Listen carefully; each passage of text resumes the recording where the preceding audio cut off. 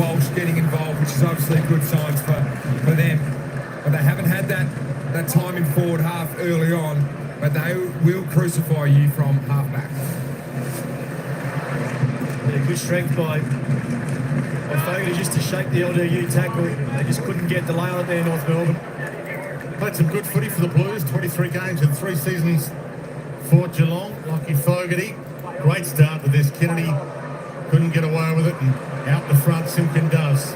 Wardlaw, who started on the bench and is a little rusty, just on, turns it over straight to Cowan.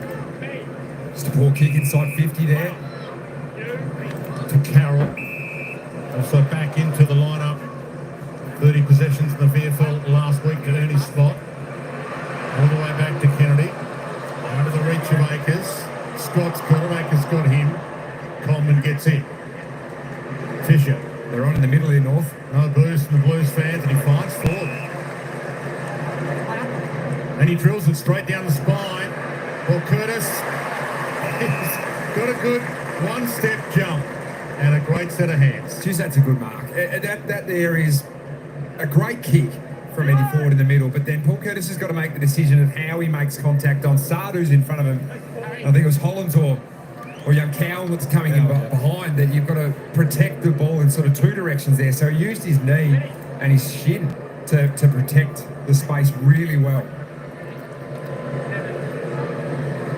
He keeps getting better as well. Paul Curtis will start playing football until the age of 14. Splits the middle, and North are on.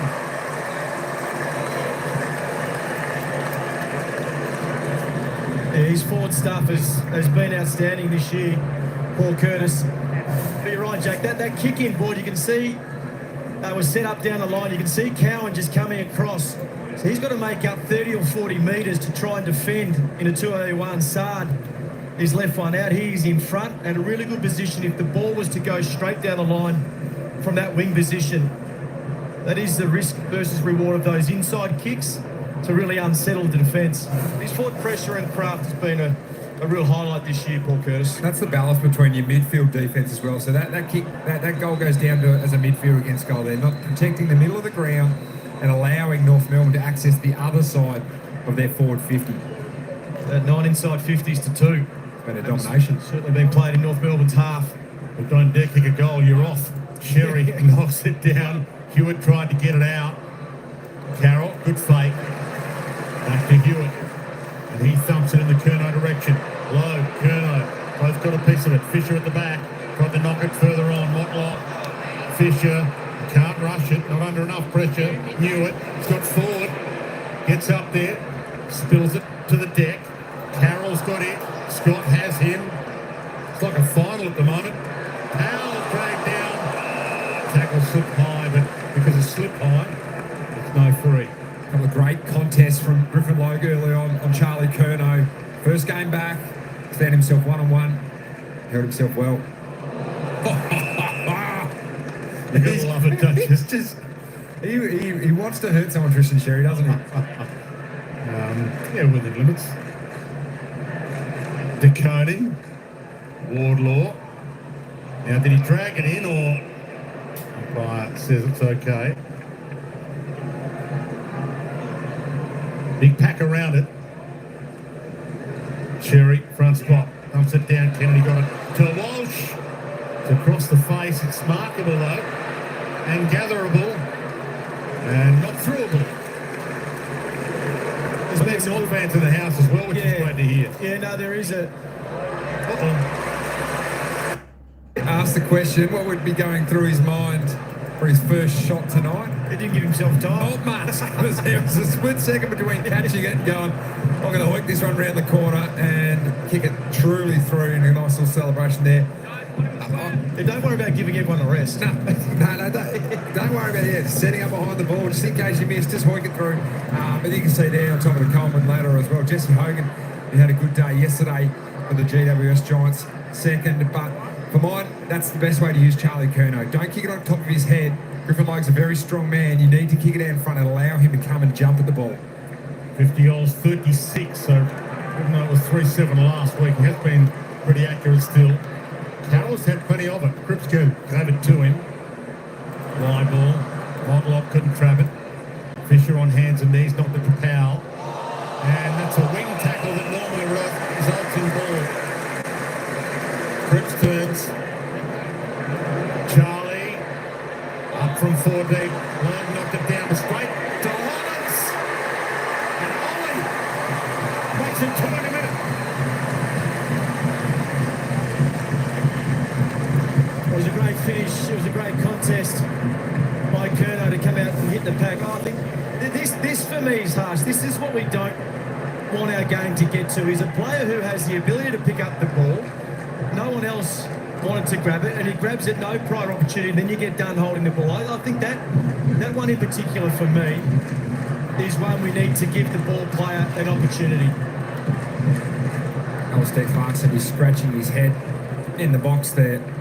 How does Ollie Hollands go to a front and centre by himself? No one within 20 metres in there as the ball gets kicked across 50 from Patrick Cripps. And it was a great aerial contest from Charlie Curnow. They got that separation again to allow himself to jump at the ball. 2 second rucks in there now. Mackay and Teakle. Cripps. Davies-Uniacke got him immediately. Kick, found Teakle. His handball found forward and his pass finds Wedrick. He was in position A, front spot on Larky. Cottrell, Hewitt. Got their mojo now, the Blues. Owning possession. Curnow gets up, can't mark it. Newman with the crump, hands and knees. Knocked away by Tickle, did well. Well, tickled it out of his grasp. Fisher, Powell, McDonald, Tucker. And the run comes. Back to Luke Davies-Uniacke out wide. Paul Curtis. So can he get it to Comben? He's over the back. He shorts it instead to Zerha.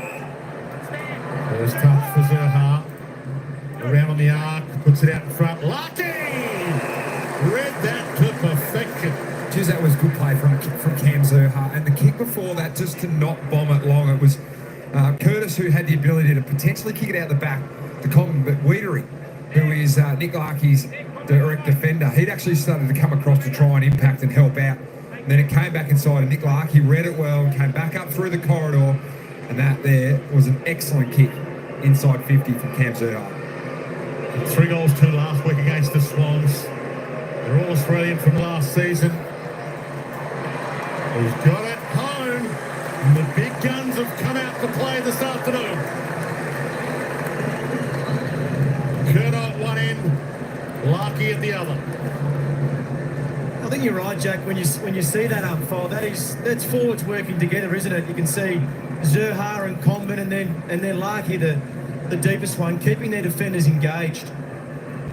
Yeah, I like that connection there. Even Comben came back again and led up, because sometimes you can see that sort of one that's free inside. You think, oh, I have to get it to him. I have to get to him fast and first. But a lot of time you've got to use that next player in the chain. Generally, there's someone else available sort of 20 metres over the mark. And that was that kick to Zerha that then draws Carlton up again. So they sort of go from being half out to full out as well. And behind the ball, as a key forward, you have to read where the pocket of space is coming up.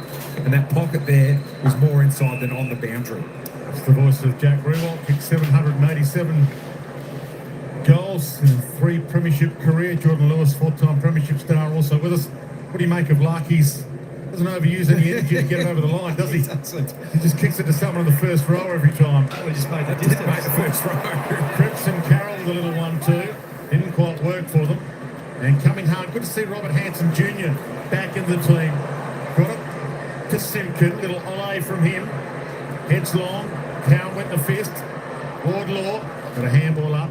Wiedering kick smothered. DeConey, Cripps, couldn't trot, shrugged the tackle. Rolling ball, Cottrell. It was pounced on, it affected the kick. Great rundown, pressure, Archer, dangerous, but it'll work. Fortune again, favouring the brave, they're taking it on. McKerchum, horrible delivery. Durden put it to grass. Stevens, oh, Dillon, team it up in blues. He got it away just in time. Tucker, Sheasel, Curtis. Handball smothered by Sard. He read his mind. Akers. Going the wrong way, but it's the right way. We give it to Cripps. Got it back, start. Bangs it away. Get a ball in. Swing about Paul Curtis making a really smart decision about kicking that last one to Zerha there. If you take a mark 50 metres out, you just need to slow down. Composure. Allow your forwards to get back, set themselves up. See Tom DeConing coming. Yeah, he looks really sore. He's sore, isn't he? Wow, that's a big change up as well. If he's crook, they decided not to go with Yeah. It's like a footy shoot. And that's the issue when you go with one ruck. You got to put Paddy Cripps in the ruck. Well, and that's the hard part. You risk Cripps now. Oh, he looks really sore, limping. Well, Cripps nominated, so Harry couldn't go at it. Sheasel getting plenty of it early. Cut off by Chera. He wanted Wardlaw, who laid the tackle. Sard caught. Carroll, Chera, Fogarty. Kennedy, Chera, pressured on the kick. McKercher, Sheasel, great grab down low. And the Warlord rolls in the tackle. He wrapped him up. Wardlaw. He wasn't getting out of that. How good was that little tap from Simpkin there? He knew the pressure was on. He just had to get it forward to Wardlaw. So Cripps, This is the issue. yeah, not a genuine ruck, doesn't know the craft as well as Sherry does. Tucker. Forward. Little hush over this big crowd here at Marvel. Two co-tenants, a home game essentially for both teams, even though it's a Carlton home game in the book. Ball thumped out of play, get a ball in. But a few eyes are at the moment on Tom DeConing as well. Yeah, you'd even think about bringing Harry Mackay up and see here Kennedy's probably... I think Kennedy's the right option. I don't like Cripps in the ruck for big periods of time. It certainly takes energy and takes him away from what he does best. That's 2 free kicks that they've given away already. Sherry handles it off. Luke Davies-Uniacke hits wide, too wide maybe for Teagle. Newman with some poise. The poke pass, dangerous, but the time made it look great. You can see they're trying to get into that matchup of Newman and Teagle. That kick there goes across the 50 from LDU. Just a poor kick, wasn't it? Corral pressurised that kick. Archer put his heart and soul into that. Fisher. We tried to fend off. It was Cook, Tucker. And Mackay behind the ball at the moment. Yeah, I think they're inside 50s, more air. Teagle has that opportunity to run and jump to a direct opponent that's a lot smaller. Cripps took the step. Heads on to Owies. That's his target. Well played by Tucker. He was in the midfield moments ago. Got back hard to forward. That's the most difficult position to be there, standing in front like that. And the last line of defence, and then to take the mark. Excellent from Darcy Tucker. I think North at the moment are just rushing a little bit of the ball. They get the turnover, they're thinking they need to get there as fast as possible. Just slow down a little bit, be a bit more composed in the ball. Wardlaw got it wide. Wettering went and got it.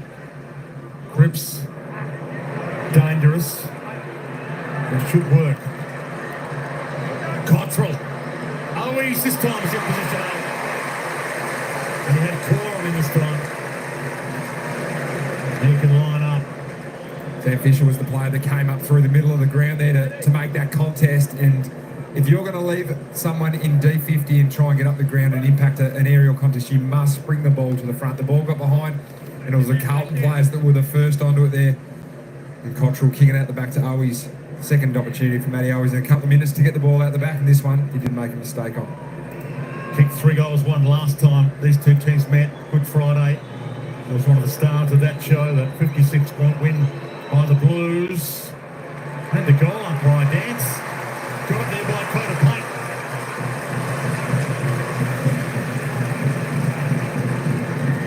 It was really a goal against all momentum. North Melbourne had been controlling the game. It was just there, doesn't it? all or nothing through the middle of the grounds. It was a really risky kick by Paddy Cripps to come inside, but there's no way you can recover. And the ball has that sort of speed further up the ground. North Melbourne got a goal against certainly the momentum in playing Carlton on that occasion as well. Also kicked a couple of goals last week in the loss to the Dogs. So You always. the coning downstairs being assessed at the moment. Aaron Mackay takes the ruck, and you'd think he'd push forward, and Kennedy will come back in and play that around the ground ruckman.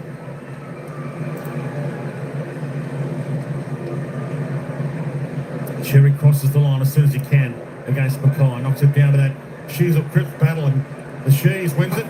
The big Shees doing okay. Got it to Simpkin.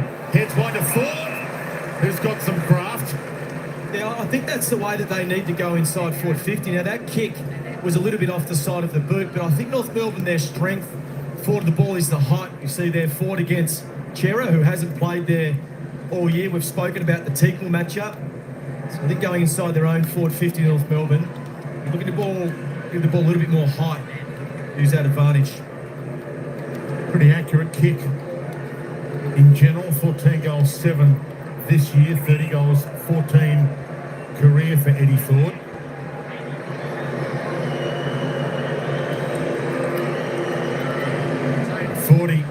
Across the face. It's a liar off me, only a behind. As always, don't have it away. Sam Durden's just head down to the roos. He was on the bench getting a little bit of work done for the last few minutes, and he's just gone down with the team doctor then. Thanks, Ruby.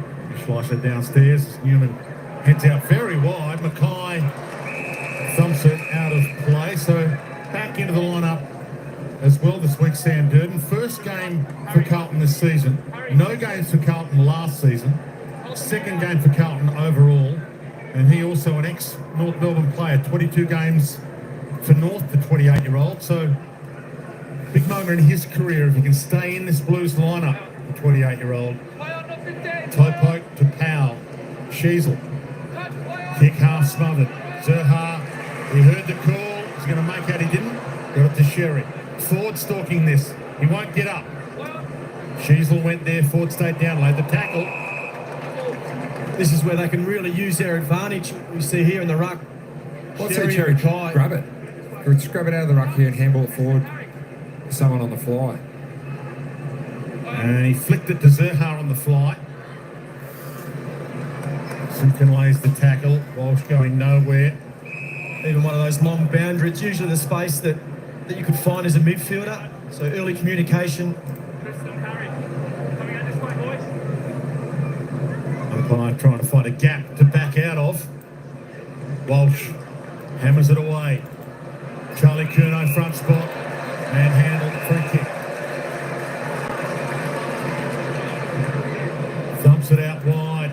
Had a couple of options he could have gone to more central. Went out wide to Cottrell instead. Who fights the fight. Straight to Tucker. He couldn't get away with it.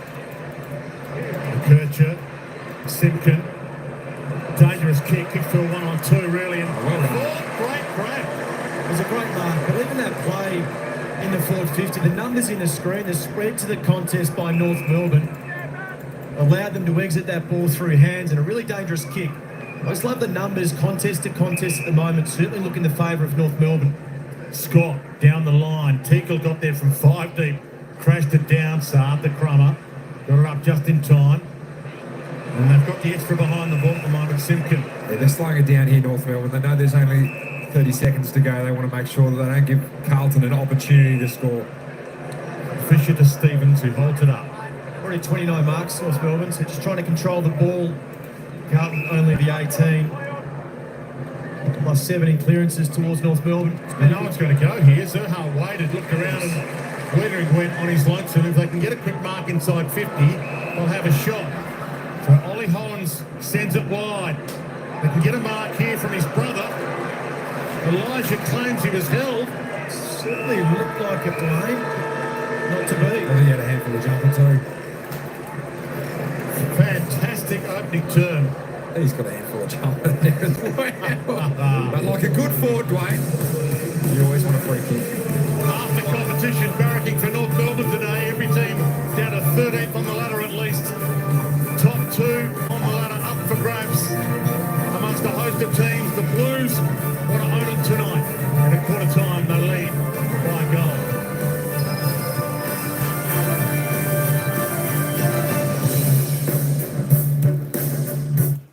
right, folks, there we go. Welcome in, everybody. It's Carlton leading for 125 to North Melbourne 3-1-19. Going all right, the Kangas. Worry about that. This is going to be a good game in the making. Kangas come out pretty good, didn't they? Kicking the first, and Carlton got the next, and Kangas the next. It's sort of been goal for goal here at Marvel Stadium. It's a good game. It's a good game. Who we got coming in? Margie TV, how you going? Welcome in. Jocelyn, coming to say hello. Hey, Al, how you going? Al will be a little bit sad today because the Sydney Swans went down to the Brisbane Lions up there. There we go. Manager in the house. Oi, Lang. Logan, good on you. Thanks for coming in. Appreciate that. I told you. You never know. North Melbourne might do it. And then you can say, I told you, North. Leo, good on you. Thanks for coming in. Annie, whoop, whoop, what's going on? 4:12 a.m. Atlantic time here. Holy Toledo. That's early in the morning. That's early in the morning. Grab yourself a glass of milk, hot milk. That'll that might put you to sleep. Might make you fall asleep. There we go. Just before we go any further, I just want to have a look at the team lineups because I missed them earlier. I wanted to see who was in and who was out. Carlton's ins were Durden, Motlop, Hewitt, Cunningham, Carroll. Admitted was Kemp, Williams, Boyd, Pinanet, and March Banks. There we go. Through illness. There we go. For the Kangas, we've got Lowe, Fisher, Hanson Jr. coming in. Taylor, Dawson, Pink were omitted from the team. Let's have a little bit of a look at the players' stats here. Let's see who's getting the ball the most in the opening quarter. As we're only moments away from the bounce of the second quarter. Jai Simpkin, he's going pretty good. Have a look at that. 11 possessions there for the Kangaroos. He's on fire so far with Paddy Cripps, who started the game well. He's a star player, isn't he, Paddy Cripps? Both on 11, both with 5 kicks, both with 6 tackles, both with 1 mark. 1 and 2 tackles, 3 and 1 clearances. There we go. Harry Sneasel there, the first goal scorer of the game. He's got 10 for the Kangas. Good start, 5 and 5. Tucker, Stevens, McCretcher, and Akers all on 8. Adam Sard having a good game there in the back line there. For the Blue Baggers, let's go down. You can have a bit of a look. What can I say? I'm a badass. Sure are there, Annie. Sure are. I had a large mug of sweetened black coffee at bedtime. I suppose I shouldn't do that. That probably kept you awake. It depends. Some people can have coffee before they sleep. No worries. Others, it'll keep them awake for hours upon hours.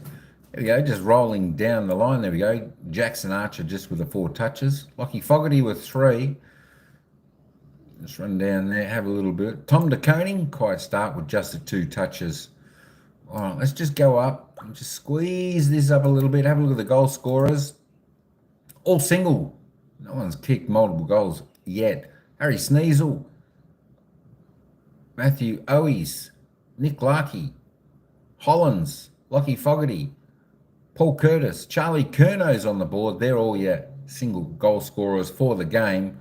Just for the fantasy points, if any of you play the fantasy game out there, Harry Sneasel on top with 45, doing his job. Xeri with 39 and Ford 38.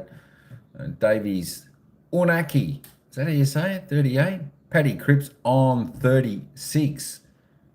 There we go.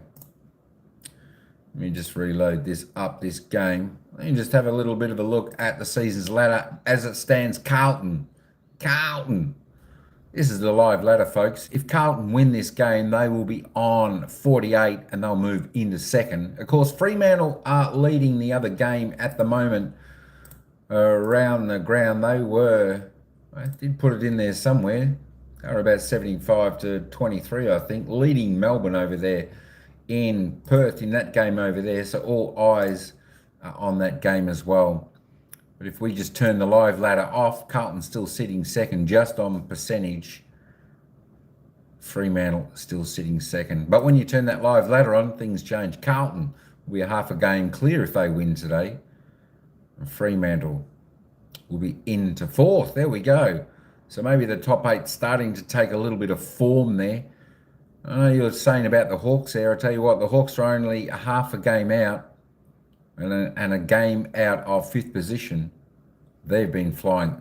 Hawthorn, definitely, I believe, the form team of the competition at the moment, and a lot of teams will be worried about them 100%. All right, guys, we're going to get back to the footy. We're coming to the bounce of the ball for the second quarter. Let's get back to the commentators. Enjoy the game. Let's hope for a close match as Carlton go into the second quarter with a 6-point lead. You're forced with a decision now to bring Harry Mackay into the ruck.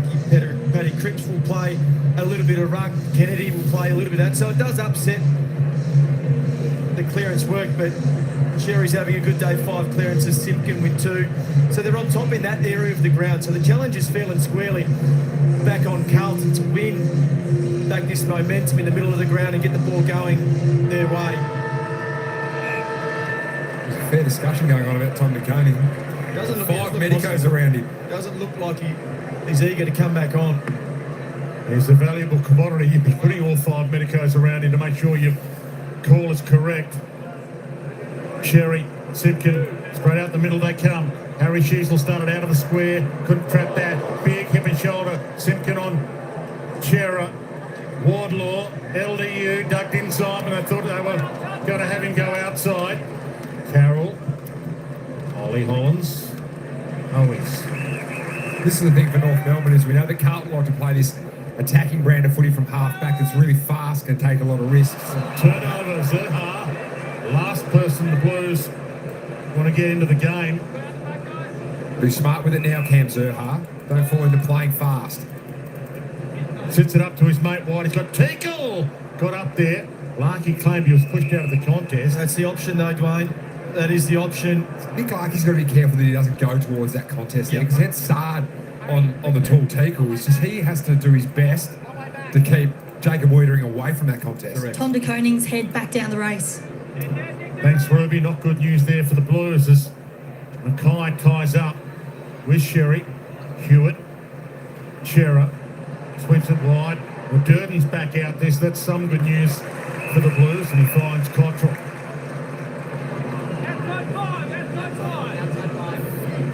This has also been an issue for Carlton, their transition game. Out of D50. Cottrell to Curnow. One grab, not the second, and Logue knocks it from his grasp on the second clutch. Yeah, D50 to inside 50. Only going at 21%, 16th in the competition. So it certainly needs to be a big part of your game. If your clearance work isn't strong, you need to be able to transition the ball a little bit better than that. Sherry knocked to the front. Cripps. Hewitt. Archer took front spot. Ugly bounce. Stevens mopped that little mess up. Gave to Archer. LDU. Back to Stevens. Zerha has to go. Does go. Jumped under it. Chera. Hewitt. Slick. Elijah Hollins. Back to Hewitt. He's got Curnow. And he hit him base out. What a pass that was. Now, will he go quick here? He wastes no time. Bellied it. It's the belly of the ball. And it's stopped away beautifully by McDonald down to Scott, and they dodge a bullet. North Melbourne. Coleman. If you join us late, it's starting forward. That was a horror. Kennedy. McDonald. Always claims he was dealt with illegally. That's that rushing that I'm talking about there from Coleman. You just got to settle down. There might be an option that looks really juicy, but just you don't need to take it sometimes. Akers overcommitted, allowed McKercher to get and go with Davies Uniac. Paul Curtis. Aggressive inside kick works. And the handoff perfect from Core. McKercher. Zerha. Thumps into the pocket. He's got Convin on his lonesome. And that is a better build-up and play there. That is still fast ball movement, but actually using different angles in terms of kicking the ball and marking it, and actually allowing your players to get out. And when they get out at the moment, they are breaking Carlton apart all over the ground. So I hate giving you numbers sometimes, but he's kicked 5 goals, 11 career. He's about to correct all that. He's got his first of the year as a forward. Tom DeConing once again back up on the bench talking to physios. He doesn't look that confident confident with his body language. He has been going for a run, but uncertain yet whether they're going to put him back on. Like that is ball movement of a top four Very side. good. It is, as you said, low risk, but taking the opportunity when it comes, facing towards goal to see if there's options open. You can just see there how much space is inside the forward 50 for North Melbourne. There was good separation from the forwards. But one part of you gives absolute credit to North Melbourne taking a risk through the middle of the ground, but they do have some issues, Carlton, in defending ball movement and certainly points against still. Yeah, we're tongue and cheek about Charlie Curnow snapping it really quickly. Is that there just didn't give his chance for his defenders to set up, so then you get burnt on the turnover. That's a good point as well. Sherry, Mackay, Sherry, Simpkin, Scott. Hunted down from behind, got a kick away. Combine. He's looking dangerous and he held it. Playing on the small there. Lockie Cowan, the young boy from Tasmania. And they have, you can see it's a clear plan from Alistair Clarkson to isolate the matchup that's not Wiedering and not Durden. So it's making sure that if you are Charlie Common, get yourself in a position where you can get the ball. Combin is only in game 24, but got a 23-year-old body. Missed a year with the broken leg. That looked beautiful off the boot. Drifts a little, but he squeezed it in. He's got two. And the Blues have some problems. Yeah, first two goals of the quarter, so he wouldn't be minding the move up forward. It's out of the centre bounce once again. The midfielders just get the ball to the outside. You can just see there Simpkin, and then it's to someone that faces towards goal. And as you said, Jack, trying to isolate that smaller defender and then really taking advantage of that. That seems to be how they're going inside forward 50 at the moment. Charlie Combin certainly loving his time down forward. He was a big 31 in 2019. This is his fifth season. I mentioned knocked around with that broken leg, but back bigger than ever. And DeConey back. And bigger than ever. He got the clearance. Walsh. Got down low. Carroll. Good battle. Curnow. Logue. Fisher got there. Fogarty wrapped him up. And he got him hook, line and sinker. Little Fisher. Yeah, I think did he tackle him or just knock the ball out of his hand? Just knocked the ball out of his hands. I think he's just terribly unlucky. Fogarty has a shot on goal, certainly against momentum in his second term. Tough shot on the boundary.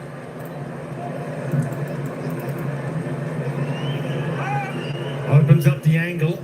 That'll go okay. That is magnificent. Work it both ways.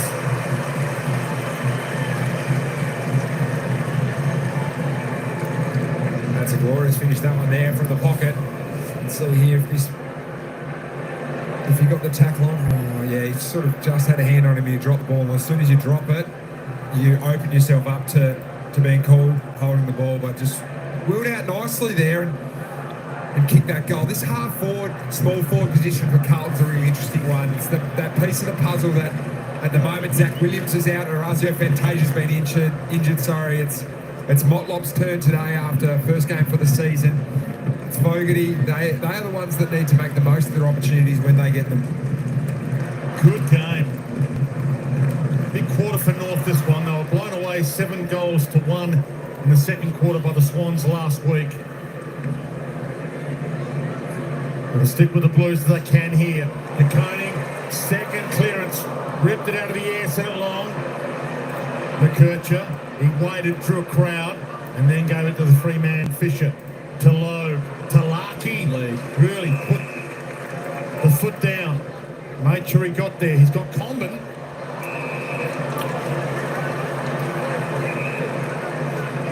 Lucky he got that clean there. Some Cherry was charging forward. Chips it to Stevens. Good kick, that one there. Just get yourself into that sort of 50 to 70 metre out. Your scoring rate goes through the roof as soon as you're in that, let's call it the launch zone. And he does launch it to the square. Sherry's down there. They beat three of them. He can rush this through if he wants. Cottrell he didn't want. Saab dumps it.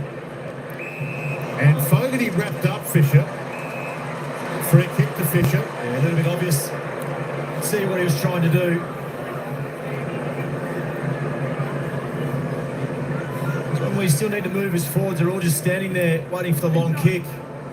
Well, Common from 4 deep. Big fists of the Blues go up. Luke Davies-Uniacke had it but fell. Scott flicked it up in the Wardlaw direction. Couldn't get away with it. Chincotta, Carroll, Hollins. That looked like ball from here. It looked like ball from there too. Scott. Another worry for the Blues. Matt Kennedy has actually just gone down the race as well. Wow. Medical department busy. In the meantime, Bailey Scott bends that around to perfection. Third in their BNF the last 2 seasons. The son of a gun slots it on cue. Yeah, it's just really good forward pressure, isn't it? So just coming forward. I think North Melbourne have done this well today. Coming forward, not allowing Carlton time and space. You can just see they're creating a little bit of indecision. It's a nice finish as well. And we made a bit of a mention of Charlie Kerner at the other end a few minutes ago, just playing on quickly and snapping it there. The difference there is the Bailey Scott actually allows his defence to set up. He allows his teammates to have a breather. He goes back and slots it as well. But he's been a really important player. He plays that sort of wing role, gets forward. Sometimes as a wing, you're going to find yourself in the forward pocket because that's where your opposition wingman goes. You have to press up that high to be that first line of defence there. And he got his opportunity there to tackle truly. Sherry beaten the last 2 times in the ruck by DeConing, who hit the ground hard. Simpkin swooped on it. Scott, the goal kicker from half back. Wardlaw's direction. He was caught by the ear. Wants to play on. And he gets it to Robert Hanson Jr. back into the lineup for game 3. Great kick. Great kick from Wardlaw. Firstly, just to win one-on-one. There isn't many players that you wouldn't back him against to win one-on-one. George Wardlaw, he's ferocious at the ball here. And his head ripped off and said, no, I'll have the composure just to step back and just chip this one inside 50. Big moment here. 2 goals and 16 possessions in the reserves last week for Hanson Jr. for a 2-goal lead and for his first goal in AFL footy.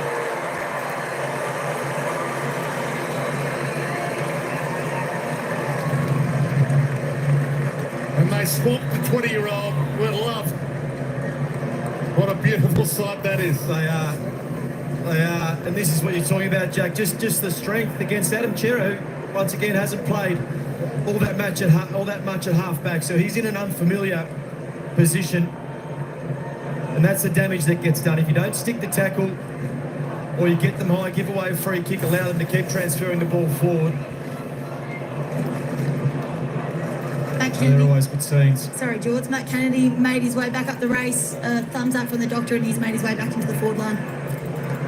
It's a big challenge for young players that come off injured and come back on. I think the coaching since he's come back on has been really good. Really jumped at the ball, been physical. Sherry staring him down. He crosses the line quickly again. Simpkin, Cripps with the knock on. Didn't work. Stevens got there. Fogarty got there and got him. Started the game well today, Dylan Stevens. He leads all comers with 321 metres gained so far. And he's had a tough time of it as well. Traded by Sydney. 43 games for the Swans. Hewitt, speaking of ex-Swans, hits a good spot. Kennedy was there lurking. Ugly bounce for a couple of them. Cottrell somehow pounced on it. And then kicked it across the face for a ball in. Spoke to Alistair Clarkson about what the last 6 weeks looks like for North is obviously the games, but what do you look to get out of it? All of their midfielders have had to go on Paddy Cripps today. They haven't sat one person on him. They're giving a chance to all of those young midfielders to play against the absolute champion for the Carlton Footy Club. Which is probably Patrick Cripps' worst nightmare. Simpkins with him now. He's had Sheasel for a little while. Ball knocked down in the congestion. Always someone fresh to one. Yes. What a great learning capacity, though, for obviously all those young midfielders that we think are going to be stars for North Melbourne going forward. Ray Chamberlain tossed it in the air. Sherry got there. Archer wobbles it away, and the umpire probably with no resort here to say insufficient intent. It's coming back. Coney. Cowan sits it up for the Leapers. Curnow couldn't jump. Scott went and got it. Thumps it back out. Larky. Right man, right spot, right time. Scott didn't know was there. But maybe that's the play. Make sure you are there for the quick kick. Stevens wide. Ford getting a bit of it. You'll always have an opportunity as a forward. We saw there Wiedering just going back towards goal just to stop the fast play. Coleman, he's pushed into that. Waterloo at the back anyway. Just pulled the kick to Scott. Larky. Can he think his way through it here? He wanted the front on contact free and they've rugby mauled it to the line and the umpire said you didn't get it across. North Melbourne were trying to save the try there, weren't they? Great work rate from Larky. You see there, he was in the middle, centre half back. Paul Curtis dropped it knowing he was going to be tackled. It's still alive in there somehow. De Koning, dangerous. Spilled by Tucker. And they go on it like flies on a drop of blood, diving in left, right and centre. And they can smell blood here, It's North. a risky spot to kick the ball out of your own D50. De Koning, Sherry. Chera. Sheasel. It's been all North here. The last 14 marks have been North Melbourne. Their ability to hold on to it and play that composed, fast brand of footy is the thing that's separated both sides today. Players diving for space. Sherry tried to knock it into the gap. Hewitt was caught high. It'll be a free kick for the Blues. Yeah, just building pressure, North Melbourne. This free kick just gives them a little bit of a let-off. See here with Carlton, not necessarily wanting to switch the ball, going back to where all the numbers are in congestion. Really hard to transition the ball when you play this style out of your back half. Kerno got there, but Lowe got there with him. Sheasel, who read it well. The old 1-2 for the big Shees goes back. McDonald, Archer.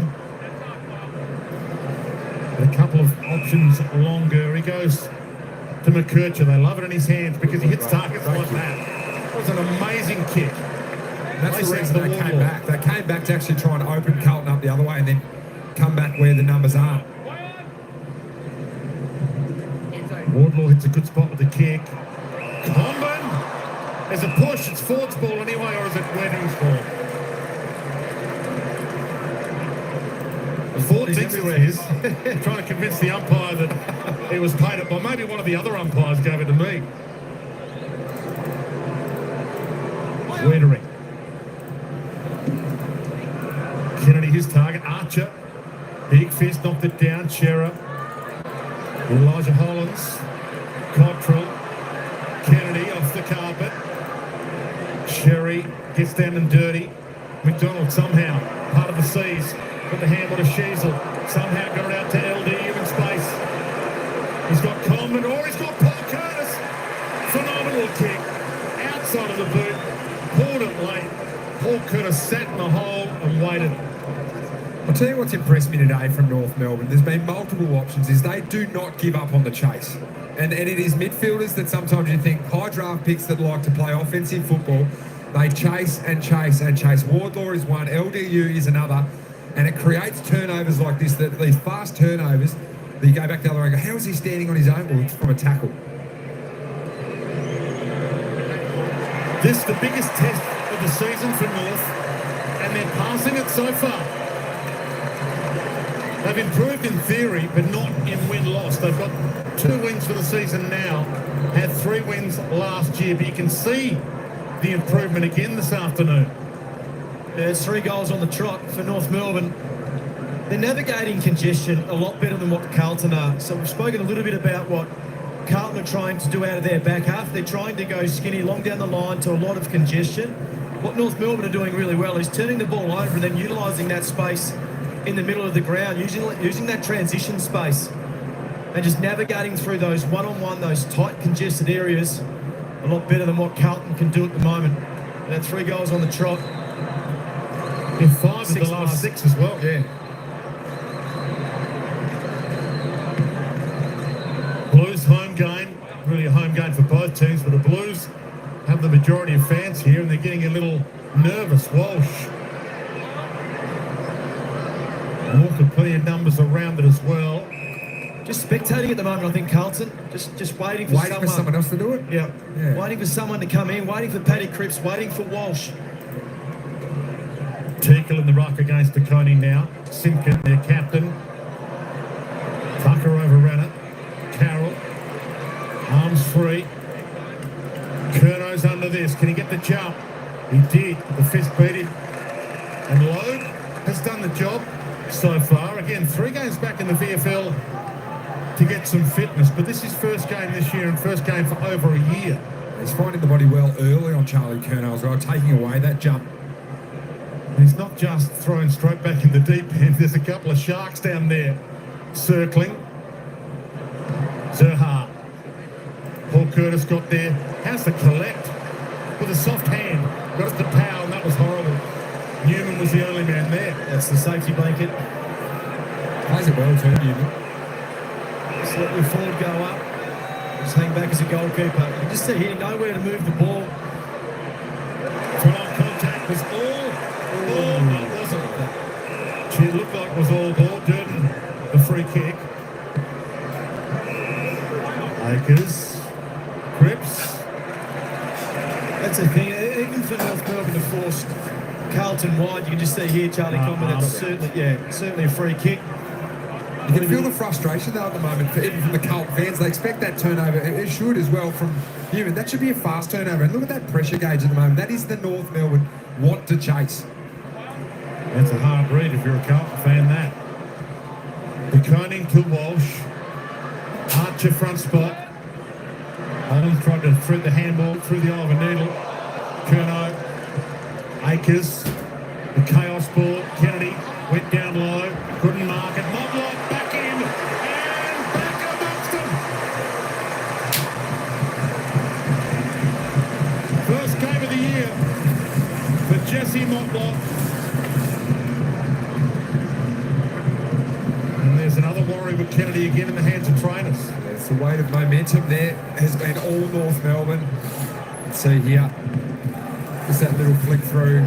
Curnow was able to get that handball out. It's great hands, isn't it, under pressure? And it's that chaos ball that just you don't know what you're going to get from it. Great hands there. That's the little moment that creates the goal for Carlton. That little handball up there for Paul. He got it to Motlop in a really good spot. And Carlton needed that one because it's been all North Melbourne for this quarter. Jesse Motlop's father Daniel, 47 games for North, 83 for Port. Not enough under the father-son rules for Jesse to pick either of those two clubs. Uncle Shannon was a North Melbourne player as well. Good to see him back this year. Walsh weaved his way past a couple. Kick was a little wobbler. Fogarty nearly made it okay. Scott gathers, thumps it. Zerha, Sheasel, they're out. Little 1-2 with Sheasel. Scrubber kick wasn't quite what he was after. Wiedering, Walsh, Ollie Hollands, Cripps can go. Crowd roaring to let him know. Start, the overlap. Carroll goes and gets, hunted down. Back to their captain, fantastic. He didn't hit it well. Free kick, Carlton's ball. So Motlop to take it top of the square.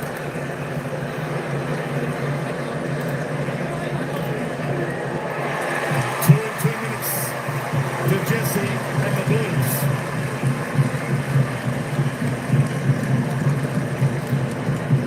There's maximum damage on the turnover, wasn't it? Yeah. Just that inside 50 kick. They really caught Carlton out defensively, and then there was just a few possession change. But I love this. You've got to really cover off the inside to try and force them down the line, but Ollie Hollands was just too good. Brought the ball back into the middle. Paddy Cripps was the recipient off down here, and just the free kick, just a little over the shoulder, too high from Colby McKerchuk. 2 goals in a row from Motlop, gets them back on track. This is the challenge for North Melbourne, is that they've been able to play good patches of footy. You just can't let yourself down in 5 minutes of ball footy. Got to make the most of those inside 50s there from Sheasel. Yeah, spot on. They were in the game against the Swans early last week and ended up conceding 20 goals. That's a spiral that nearly hit the roof. Durden couldn't clutch it. Sheasel. Saved the day. McDonald, great grab. Experience there on Fogarty. He's got Wardlaw on. Now Zerha. Puts it up. Common can't get there. Saad, after Wettering, knocked it down on the full. McDonald will take it again. The importance of this kick here, like, Would you pull it to the pocket? well, to the pocket, or you've got to start to look to try and access into the centre square, actually get it to the middle of the ground. Your scoring percentage increases dramatically. So he pulls it to the pocket. It's got Sherry and Larky there. Well, that looked a little high from here on Larky. Had to be. Now, maybe he put a bit of mayo on it, but the sandwich was still there, regardless of how much mayo. They've still got to protect the ball, the play with their head over the ball, though, Dwayne. Yeah, that's right. He's allowed to bend down to pick it up. Umpire's right there, decided not to pay It it. wasn't close enough, that quite. She's caught quickly by Cripps. They need to start looking at what they do with Harry Sheasel. He's already up to the 17 disposals, 5 score involvements. He looks dangerous. Centre forward. Still only 19 years of age. Harry Sheasel. Hard to believe. Sherry bangs into a pretty good spot. Blues have plenty behind it. Durden got a fist on it. Ford took down Newman. Motlop won it. Danced past Teagle. Bounced didn't quite work. LDU with the pressure. Crowd starting to roar again. Hewitt's got it. They've got him. Mad scramble. Umpire circling. Ball up. Yeah, they're not allowing Carlton to take marks, Jack, are they? Just forcing that chaos ball, which is really the way that North Melbourne are thriving at the moment. See there, only 6 marks for the quarter. Wardlaw. Couldn't find a teammate with the handball. Saw Alistair Clarkson on screen. Second season as North coach. 17 seasons and 4 premierships at the Hawks. Former North Melbourne player in his own right as they scramble again. For it, the umpire says in the back, free kick Blues. Carroll over the head of Kennedy and it works. Hollands blasts it long. Kerr's in a good spot. Had it, lost it, gets it, caught. Script. No, free. It depends on which umpire you ask these days. It is a lottery. Kennedy's got it, they've got him. Seriously, it is a lottery. How is that not holding the ball? Well, it's a different umpire in that spot than there was in the other spot. Can't do much more if you're Griffin Logue. Kennedy through the traffic. Handed out Akers. In Akers of space.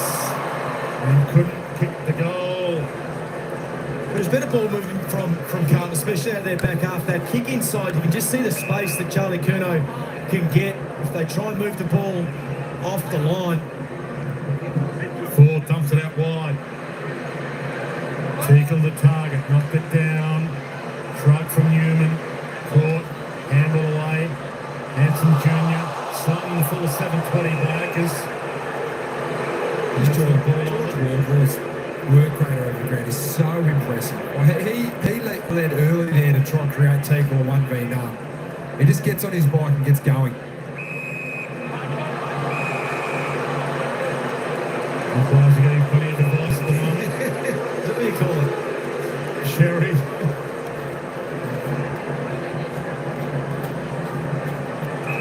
Ford.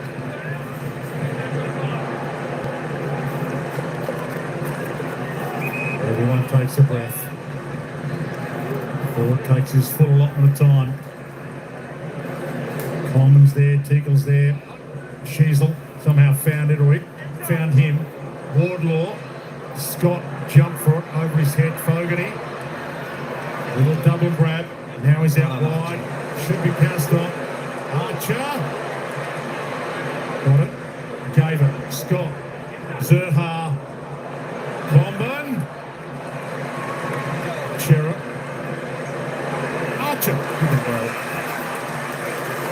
The play before, he just read it so much quicker than He anyone worked else. hard to get there. That is a great sign for a young defender if you can pick up where the ball will be going a lot earlier than your opponent.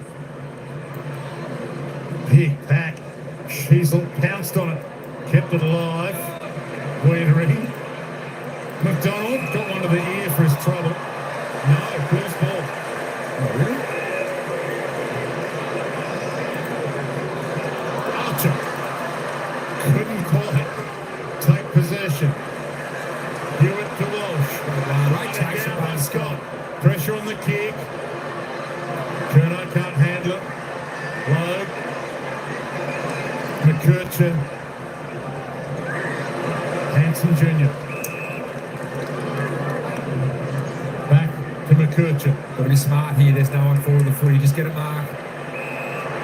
Just the required 14, according to the Carlton fans.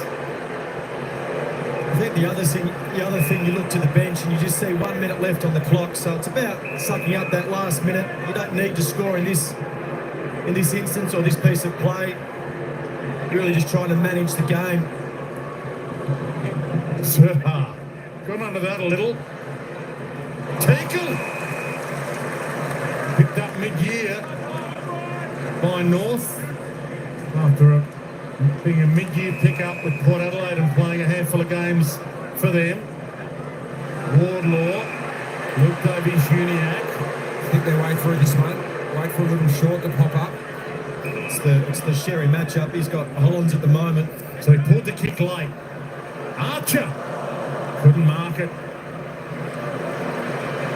Leadery just spanked it away knowing how long left. Lloyd went and got it, so it's time enough. McDonald. Put Coleman on in the pocket here and Sheasel. So they'll have the last roll of the dice here, North. Scott pokes it to the pocket. Larkey. Great hands. They've got some tall timber down there, and Comben swished forward. Has been a lead-grabbing move by Alistair Clarkson. They will have the lead at half-time, North. It's been a masterstroke coming forward. He's given them something in the air. We know he's a fantastic interceptor, so clearly he reads the ball well. This for goal number 3 for the afternoon for Charlie Comben.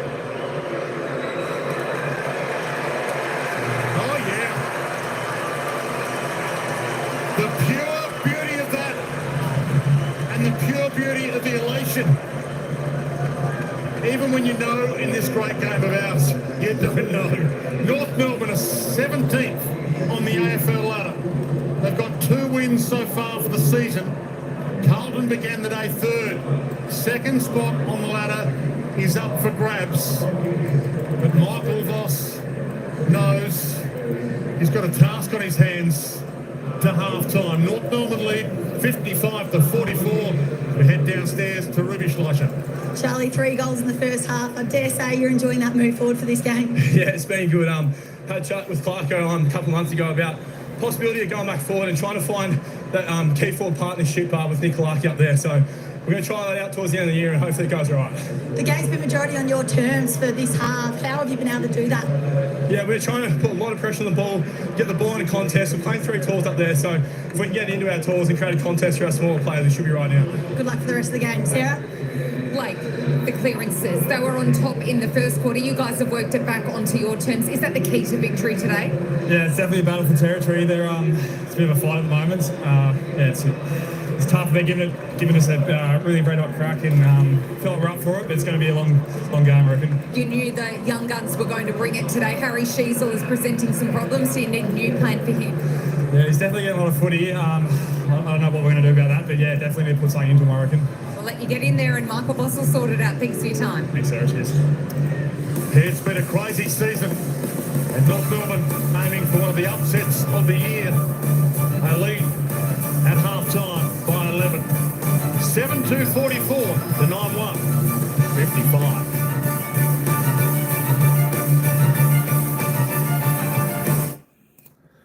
All right, so there we have it, folks. There we have it. It's half-time here at Marvel Stadium. In North Melbourne, can you believe it? They are in front 9-1, 55 to the Blue Baggers 7-2, 44. Straight kicking makes the difference. It makes the difference. 10 scoring shots to 9. And of course, Carlton went into that second quarter with a 6-point lead. But North Melbourne were able to turn it back around now lead by 11 points. It was all North Melbourne in that third quarter opening. Pretty strong. Carlton defended well. Got it back. North Melbourne with that late goal after the siren. But this game is not over. This is anyone's game. I still cannot pick who's going to come out on victor. Can Carlton get their form back and show us why they were sitting in second position? And can the up-and-comers North Melbourne, who have been in fine form over the past 4 to 6 weeks, can they continue on that and build to the end of the season for something into next season for these two clubs?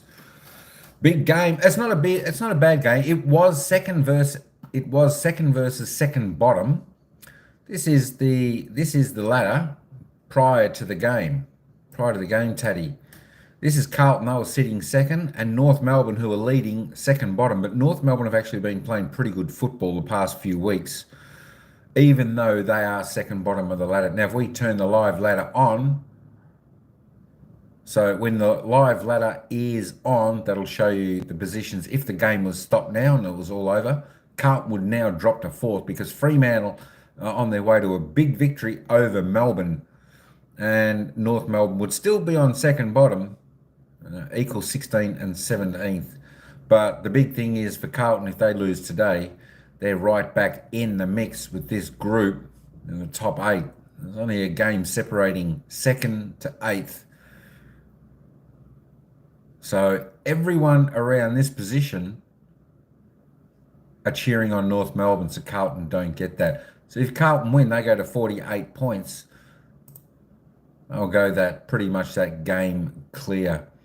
So it's going to be a pretty interesting final second half. Let's have a look and see who's the big disposal getter on the ground. Paddy Cripps, of course, captain of Carlton. He's having a pretty good game. Burst through the pack, had a shot on goal but couldn't quite get it. It just fizzled out. But he's having a great game with 19 disposals. He's had 7 kicks, 12 handballs, 2 marks, 5 tackles, 5 clearances. He's on the job today. Look out for a big second half from Captain Paddy Cripps. I think he'll need to really fire up too to get to command his troops over the line against this pretty smart outfit in North Melbourne, who are finding some open spaces and targets. Archer, of course, for North Melbourne, dropping a couple of crucial marks there. He's got a little bit of butterfingers on his fingers, I think, as Archer. That being said, we're getting some good run through the midfield, etc. North Melbourne, they're looking pretty good. Harry Sneasel's having a cracker of a game. He's on 18. He's had 6 kicks, 12 handballs, 2 marks, 5 tackles and the 1 clearance. Jai Simpkins going all right with 15. He's had 4 clearances. Bailey Scott, 15 with 10. Colby McKercher on 14. He's going all right with 3 marks. George Hewitt, second best for Carlton, 14 possessions. So it's like most of the possessions are in North Melbourne's hands at the moment. We need to rectify that after the half time. Jack Carroll with 13 will just run down a little bit there. Sam Walsh, no, he's had a bit of a quiet game there for Carlton. He needs to lift also. Adam Sard, he's having a pretty good game with 11 touches there. He's holding the defence up. As I said, North Melbourne's pressure was pretty good in that second quarter. They looked a better team than where they sit on the position. Time in forward for the half was 43% to Carlton, 57% to the Kangas in that quarter. So there we go. George Wardle, 9 for the Kangas, 9 disposals. Jackson Archer, just the 9 touches today, 5 kicks, 4 handballs, 4 marks, 1 clearance.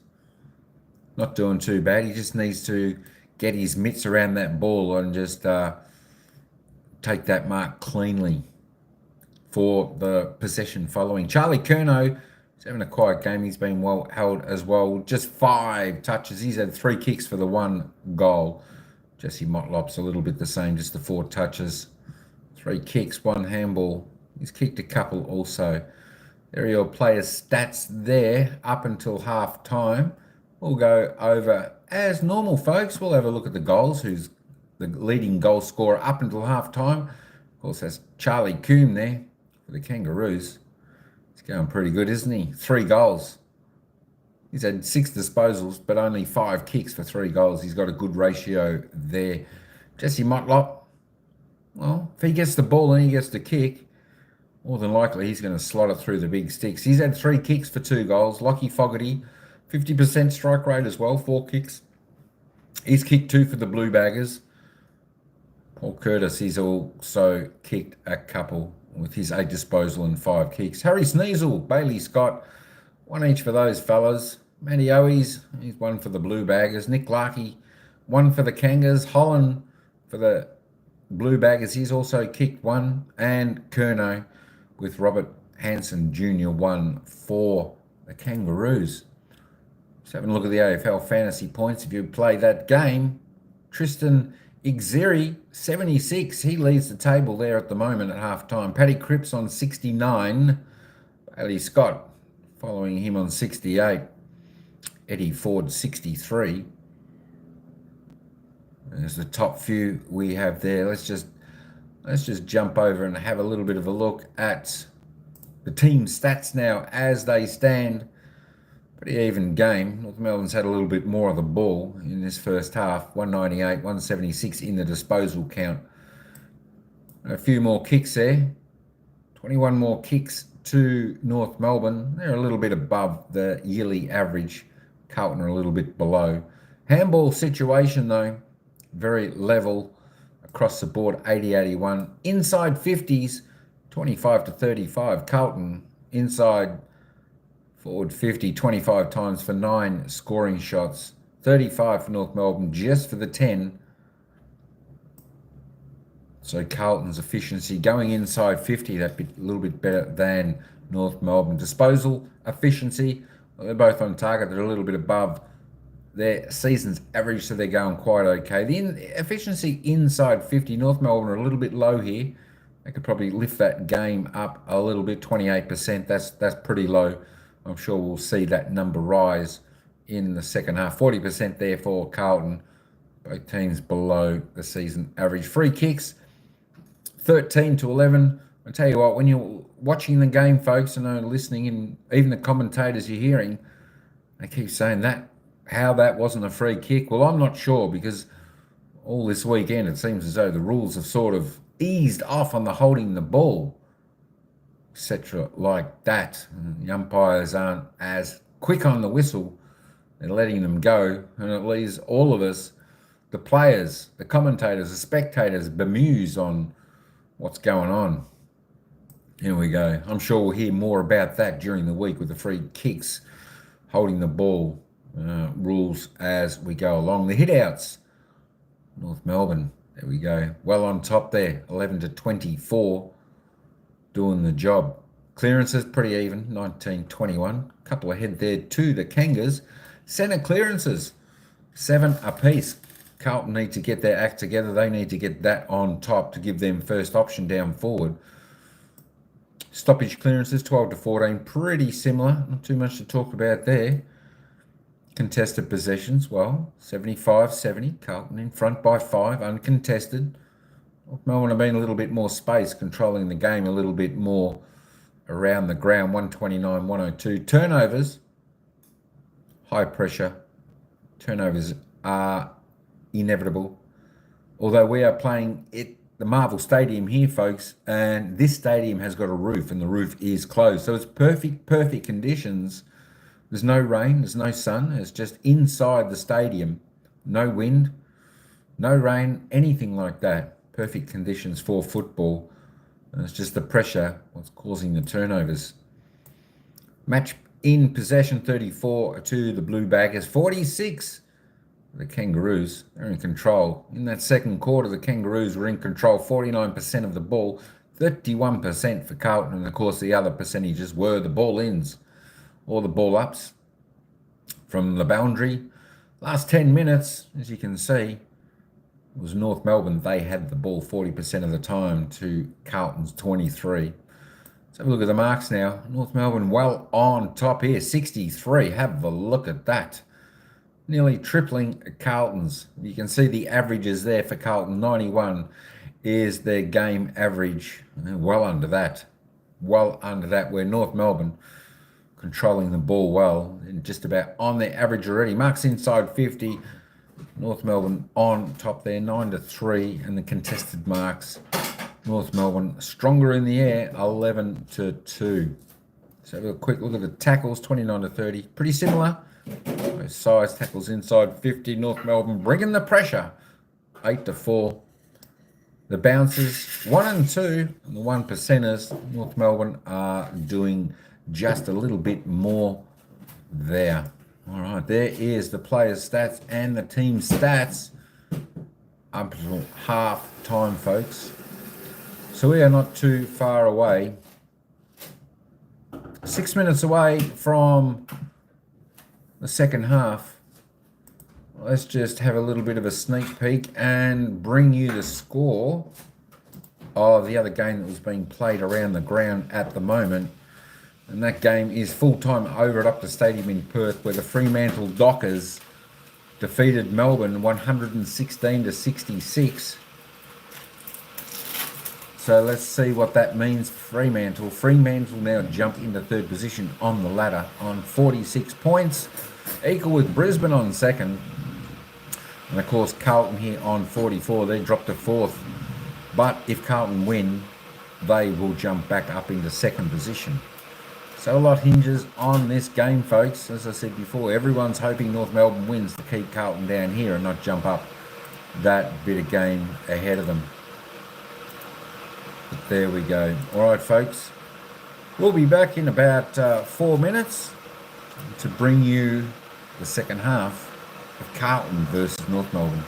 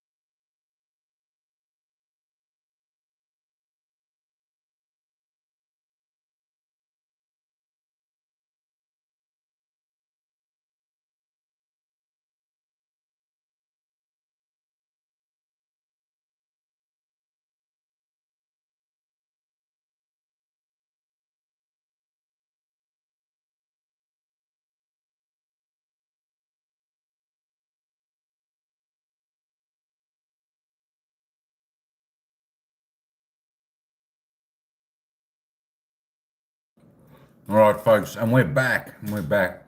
Players are out in the ground. Umpire's got the ball. He's about to bounce the ball. So we're going to take us back to the live action here. Marvel Stadium. Good luck, both teams. North Melbourne looking for their third win of the year. They've had a magnificent first half. And the crowd here, neutral venue, yes. Carlton home game, a little nervy. Second half underway. De Koning, who hurt himself in the first half, has been able to resume hostilities, even though he's strapped up a little on both legs. The challenge would have gone down to him as well. You look at Tristan Sherry's numbers. He's already had the 9 clearances, 8 contested possessions. He's only one off double figures in clearances. Well, we just got it. Got it to Scott, who's off and running, used his full measure. Heads toward what he was dealt with. There was a hold, and it's Teagle's ball. He's been good today, Teagle, going forward. They just keep isolating that matchup with the taller North Melbourne forward versus the smaller Carlton back. Carlton have been exposed for that a few times today. It's been a good pickup as well since that mid-season draft. So just giving them that extra key forward as well, which has helped their whole forward line. 24 years of age. This is the 6th game for North. After 6 games for Port Adelaide, and he gives them the perfect start for the second half. It was Combin just before half-time, and then Teagle comes out and gets that first goal in the first minute here of the third quarter. Just got caught. Kennedy is undersized. We really don't know whether there's a free kick there. No, I don't think there was, but that's the challenge when you get centre clearances, that they become so damaging. Get a centre clearance, drive it really deep. We've spoken about the height discrepancies inside the Carlton defensive 50. We really don't think Malcolm Voss would want Matthew Kennedy playing on the goal square there. Spoke about Tristan Cherry there. His match stats so far. Just 10 clearances so far for the big helmeted ruckman. Some sort of half. And an injured Tom De Koning against him. He did have Kennedy against him and Cripps against him when De Koning was off in the first half. Knocked down in the Wardlaw direction. He's going against the grain. Rare fumble, gets it. Knocked it to McKercher. Couldn't get away with it. Cripps got it from Hewitt. Bangs it to Kerno, who tripped. Oh, well done, Archer. He tripped and Archer went down. He took Archer down. Low. Fisher. Blasts it back away. And it's a good grab taken by Chera. They need a nerve settler here, the Blues. Sends it to the pocket. It's got Mackay. Outreached by Archer again. Straight back into it. Yeah, written into the contracted berth, Wayne. If you're an Archer, you put your head over it. Only had one kick last week against the Swans. Not a free kick. I know Kerno tripped. That is just... Oh, my goodness. Put it behind Archer. Collins, Fogarty. Not right. That was nasty, but they needed it.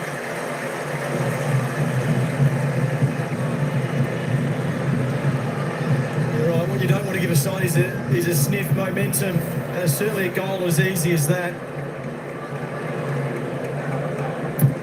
You don't expect those ones. No, it's just that kick, and unfortunately, those sort of turnovers are more than likely result in goals. So, and this is the challenge for North Melbourne. They've been in games this year, and you think back to Dwayne, the game we worked about a month ago when they were 52 points up against Collingwood and lost that game by a point. So, can they remain in the game when they give up easy goals like that? And this is the challenge to a very young group, is that they need their leaders, which are predominantly in the middle of the ground, to stand up and make sure that this doesn't turn into 2-3 goals. Blues lost their last 2 games coming into this. They're not that confident at the moment. Their confidence might build now if they get a couple in a row. Mackay hit it hard. Fogarty crumbed it.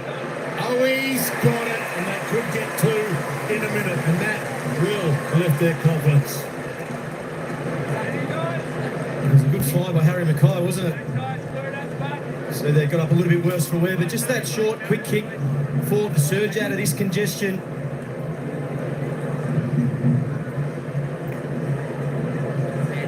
There's another one there.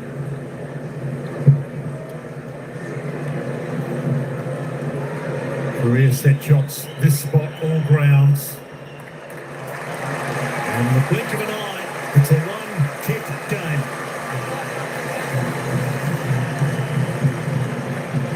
Very opportunistic. He's just a couple tonight where he snuck out the back. You'd think predominantly as a small forward he'd be generating goals from crumbs and from ground level, but he's taken 2 marks inside 50. Harry McKay's been well held, so he's due for a big second half, just presenting at the ball nicely there. Got out the back of the ex-teammate Zach Fisher there, and he snuck that one in. He snuck the first one in as well. I thought let Zach Fisher know about it as well, but there is a lot of heat on North Melbourne in the middle of the ground here now. You'd expect the challenge would have been laid down to the Carlton leaders, the more experienced players. Mackay would have been in that, Cripps would have been in that. Sam Walsh had a quiet first half. This is when you look for the response. Umpire Ray Chamberlain throws it in the air. He elects not to bounce it, Ray. So it's different look. The two rucks got at it. Hewitt turns and goes. Thumps it long. Getting back forward. Put it to grass. High contact. What do you make of Harry Sheasel starting on the bench in the second half? Is that a bizarre decision? Well, he was the hottest player He's your on the best ground player. in the first half. You always got to weigh that up with the player playing well and then others having the opportunity. So George Wardlaw's the player that comes in. But he is a watch this half. Let's see if Carlton pay more attention to him. Looks like he's playing a little bit more half forward here, Sheasel, at the moment. Had it 18 times. 29 possessions against the Swans last week, Sheasel. Wardlaw kick straight up in the air. Huge ball to win. There's a tie-up.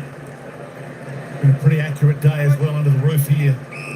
In perfect conditions in Melbourne. 9 goals 2.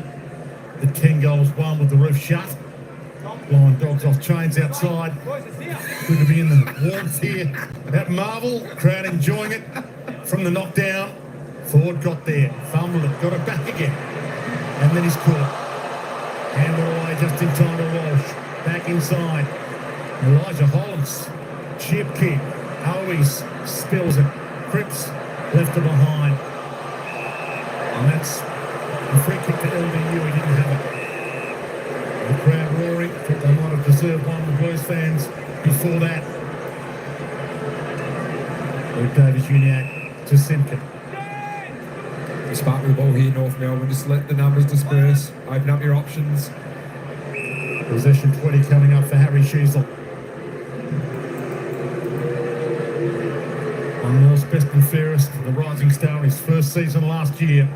Having a great second year as well. McConey got a fist on it. Chera, the crumb. Newman back towards the wing. Sheasel got up on Hollands, left it behind, but it was probably okay. It's not a contestant, let it get out of play. Game 41 for Harry, not 20 years of age until October. Only 3 Brownlow votes last year. The umpires didn't rate his season quite as highly. He was North's 5th voted player in the Brownlow last year. Sherry dragged down free kick. Hewitt.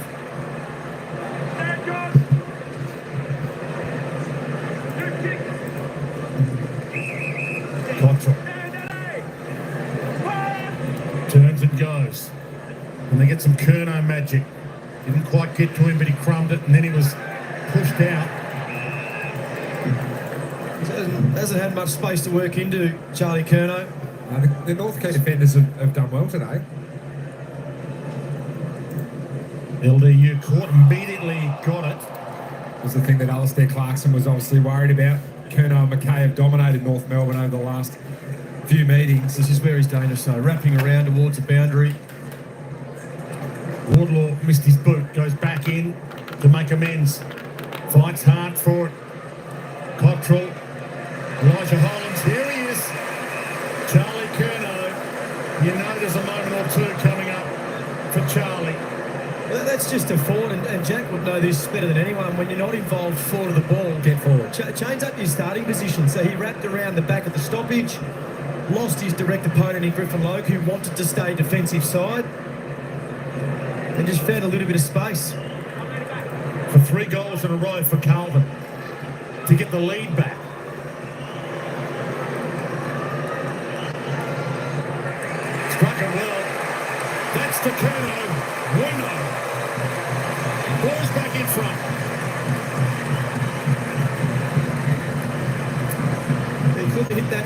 sweeter. Makes you wonder why he was snapping him early on, but you were exactly right, Geordie. As soon as you, as a key forward, you can get starved, and Carlton key forwards do get starved a lot of the ball because they are so poor at time in forward half. So he needs to create different ways to get involved in the game, but they want him involved in as many contests as possible. So he comes up to stoppage there. He takes Griffin-Logue up there, who's probably feeling a little bit more uncomfortable than Charlie is at stoppage. And as soon as he's not used as a number one option from that stoppage, get forward. Yep. And that is run as hard forward as you possibly can. It turns Griffin-Logue around. He's looking at Charlie Curnow. Charlie Curnow's looking at the ball, and a quick hack kick forward falls in his arms. Just proactive and finding a different way to get involved in this game. DeConing reaches. Sheasel. Powell, little fumble. Fisher, a roller. Ford, good collect, but they collected him. Sherry, he's still got it. He's still got it. Throw one ball, don't get it. Pressure's gone up from Carlton, though. Their tackling's been better. They missed a lot of tackles in that first half. DeConing's done well for a guy who looked like he might not be able to play any further role in this game. Powell lays the tackle. You can only imagine Michael Voss at half-time going, he would have absolutely put it on his players. There's a big difference for the Blues in this one, win or loss. So there, the pressure above 220 from Carlton. Chisel to Stevens to Paul Curtis. The leads come. He set it on Lucky's head. Teague on the back, couldn't collect it. Sheridan, Wiedering was teetering on the brink. And he gave it to Cameron and made it his problem. There is Michael Voss, third season as Carlton coach, 5 seasons as Brisbane coach. 6-1 clearances this quarter for Carlton. Started to get that clearance dominance back, which is what they base their best football around. Mackay ripped it out of the air, got the handball off.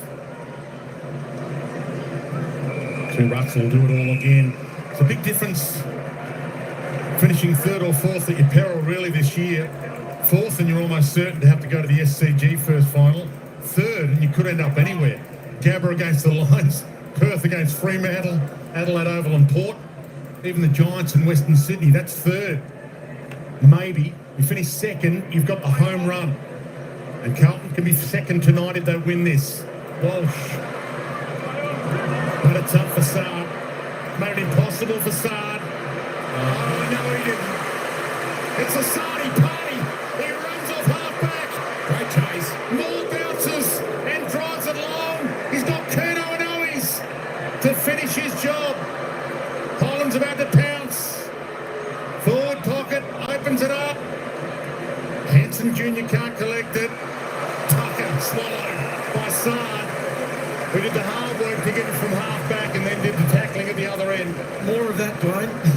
More of that. You can just see when the ball comes inside. Those half-backs, terrific run by Saad. Quick hack, Curnow one-on-one. Curnow! He's got that look in his eye, Charlie. I won't jump in here, Dwayne. He's more than likely probably going to go. You can see Bailey Scott's onto it. He's looking for the player. So he's going to hook kick it. Just no belly to get Charlie. The Curnow factor. It's kicked in big time here at Marvel.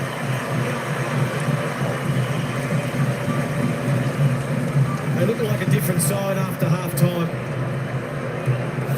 Especially around the ball. They're hard and tough. Getting the ball going forward. We speak about those quick kicks out of stoppage. Fords just giving themselves an opportunity when they play in front.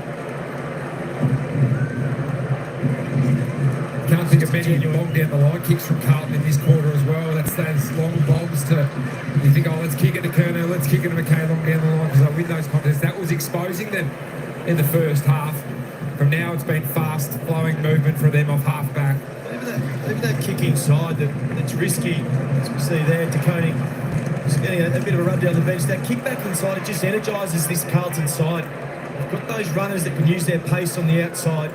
So they've been able to access that a little bit more in this third term. Mackay rucking. David the Cripps. David the Carroll. Heads in the Kerno direction, why wouldn't you? Sure, Charlie had a hand on it. Logue was right with him. Owies. Motlop. Collins. It's across the face. Thumped through by Stevens.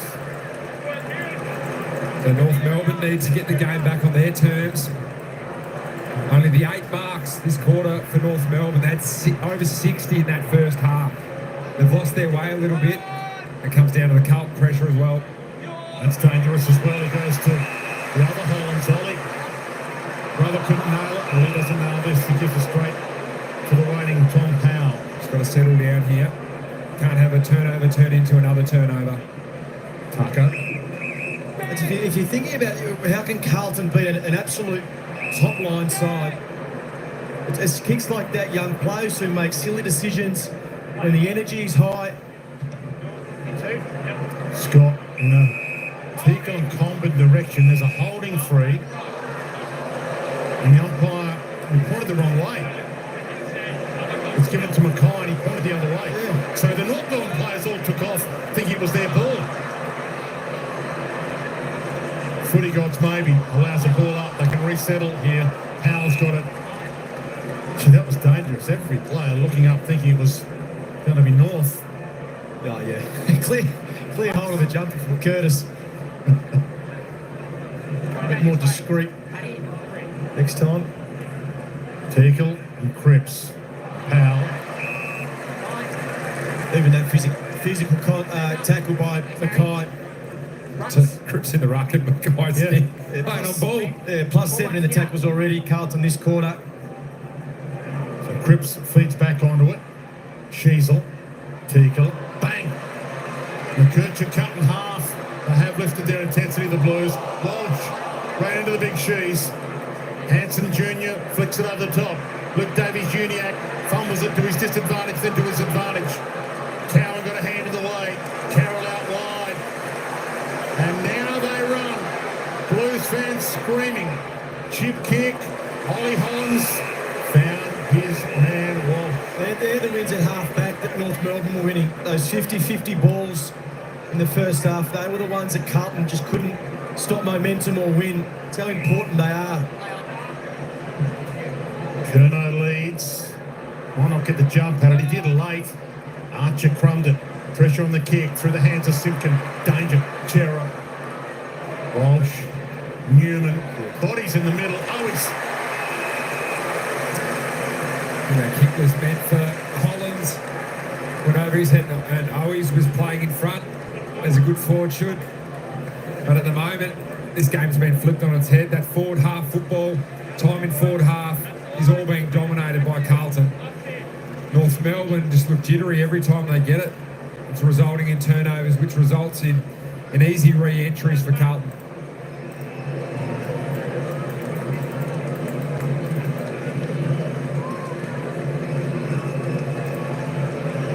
For 5 goals in a row for the Blues. Struck beautifully. And he tells the crowd, get on board. We'll flip the switch since half-time, Carlton. Everything going in their direction. At the moment, +16 in possessions. The pressure rating is through the roof. It's a front half turnovers, I think, as well, Jack. A lot of their stuff had to come from the back half in the first quarter, and they just couldn't transition the ball. We've spoken about that. These front half turnovers are really crucial. And then to make good decisions going back.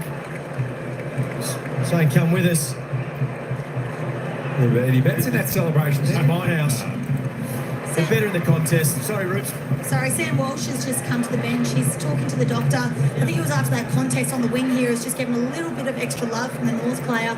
Paid him work for it, whether he's just been a little push in the chest, maybe a little bit winded.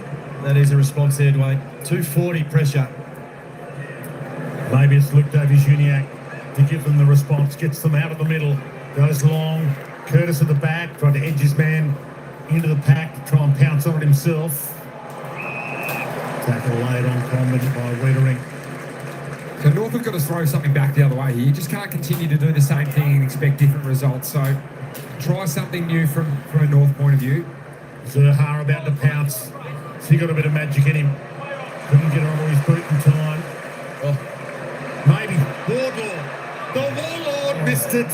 Gee, how did that? He just does everything at a frenetic pace. And something different looks like maybe it is Cam Zerha up in the midfield.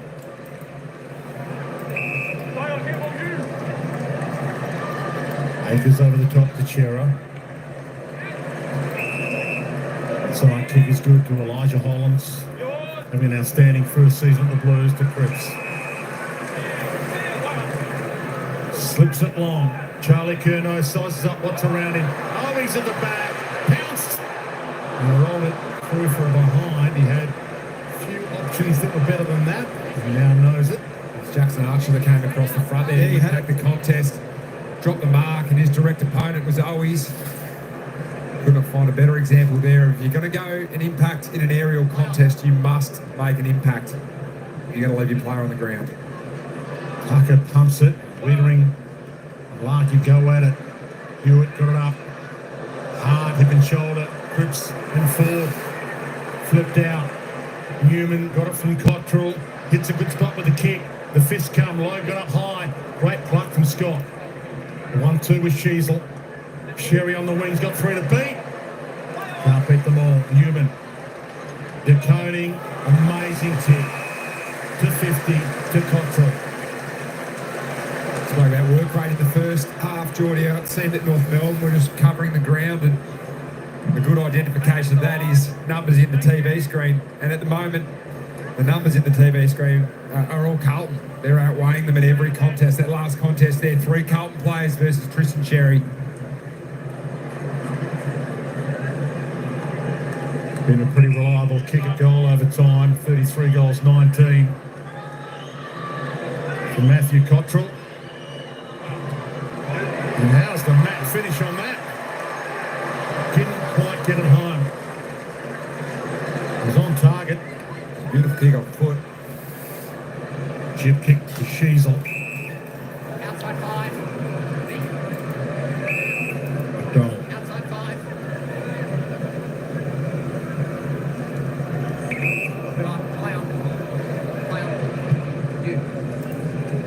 Sherry should get there late. Wittering got the big set of knuckles on it. Sherry couldn't get there for the contest with him, so he'll do the ruck work now.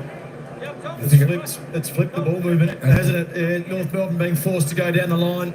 Carlton have done a really good job defensively. They've taken 6 marks inside 50. Carlton this quarter, only 3 in the first half. On spot. Sherry, DeConing. Akers left it behind. With Davies Uniacke slick. McKercher, Wardlaw, the fend off, threw it away. Powell. Simpkin caught. Threw that to McKercher. Short pass. Paul Curtis. We can stop the rock, kick the goal, and kick the door back open for North. It was a great kick by McKercher. What about the hands in the middle? They wheeled it forward. Yeah, the ability to break tackles and be really strong and then get rid of the ball. Scott, on that occasion, Simpkin, turn of foot. Great little inside 50 connection.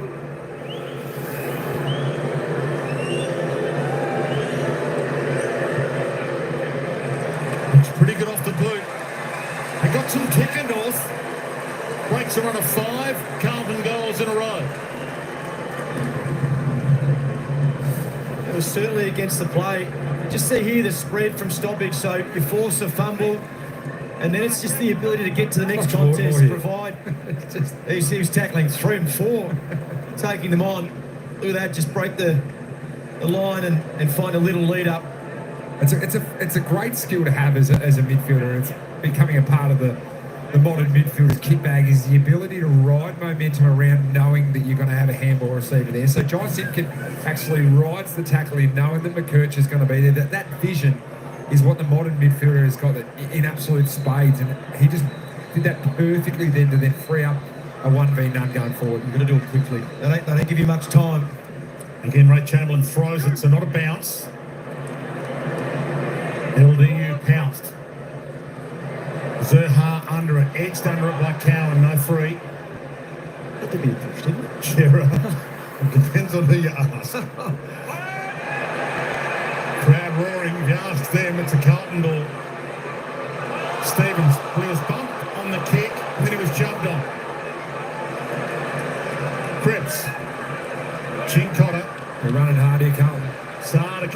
bounces, drew a crowd, waited, delayed, drop step, kicks it.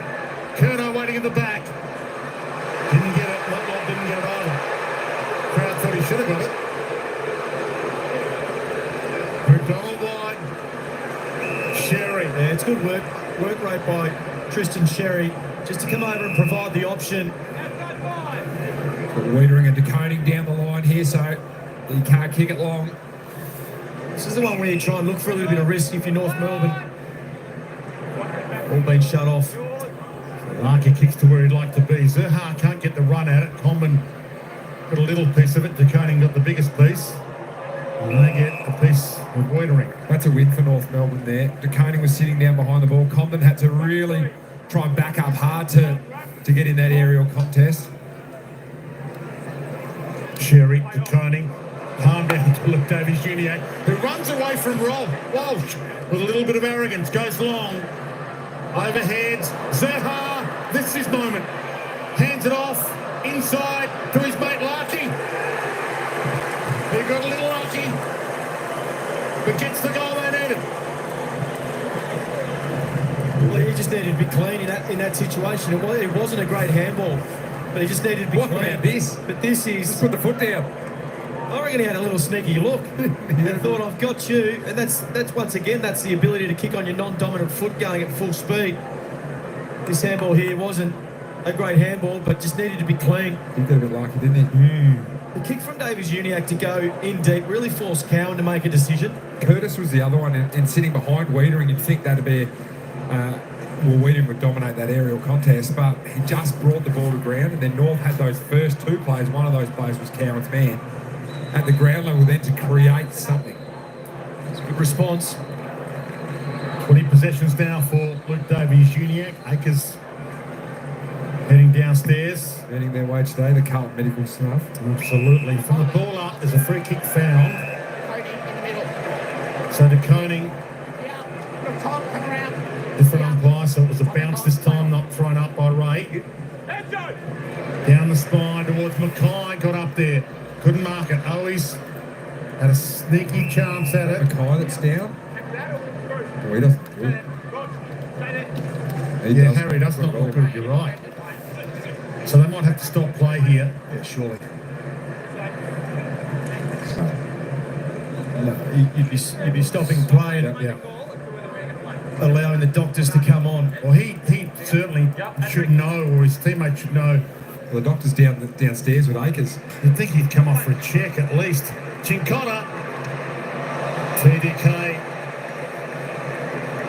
gets the ball in. He landed that on the line so they can check it. So I'd like the umpire there to actually go, hang on a second, let's be smart about this. Clearly he's lying on the ground. From the footage we see he's copped the head knock there with Eddie Ford. And he looked shaken. I also think 100%. as the player, come off. Yeah. Like don't stay out there. But not every player wants to come off, Yeah. do they? So if you leave it up to them, some won't. Walsh got the hand off, kicks it across the face. Oh, he's got there. Thumb through for a behind. But you do make a good point, Jack, that the doctor is downstairs with...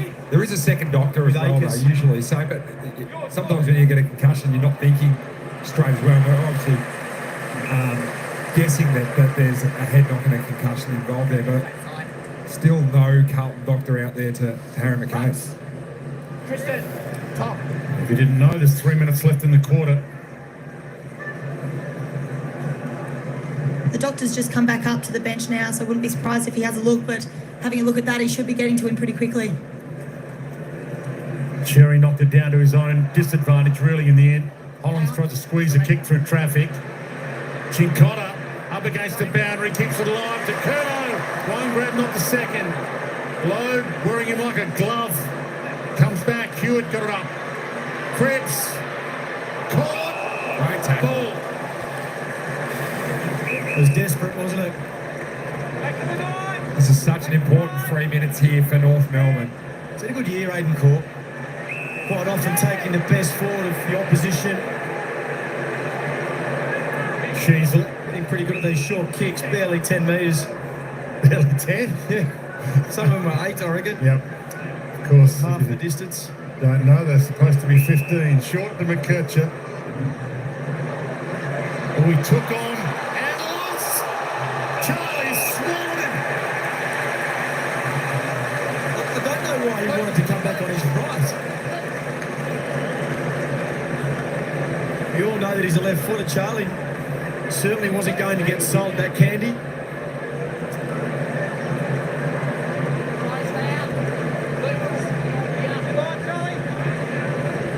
Snap it with the left.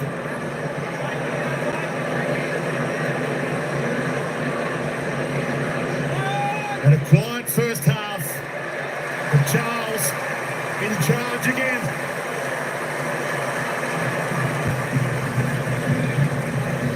Seen that all the hard work that North Melbourne had done to get back, and you can see the doctors there looking, hopefully, at the Harry Mackay incident from a few minutes ago. But Jack, I still think there needs to be a better system. It's still out there. He was clearly shaken. Clearly shaken. We can see him there. He does not look right. Yet he has been on the ground for probably 4 or 5 minutes extra because we don't have... And nothing untoward, just a head knock there with Eddie Ford. We didn't have a doctor or someone that could go out, assess the vision and clearly see that he was shaken in that moment. Yet we've left him out on the field. The message have come from the AFL, from the hub as well, that there's a medical officer looking there as well. He's elected to stay out there regardless. Ball up in the middle. De Koning rolls the chaos ball inside 50. Chincotta about to pounce. Harry, nothing wrong with him. Harry Mackay, high as high.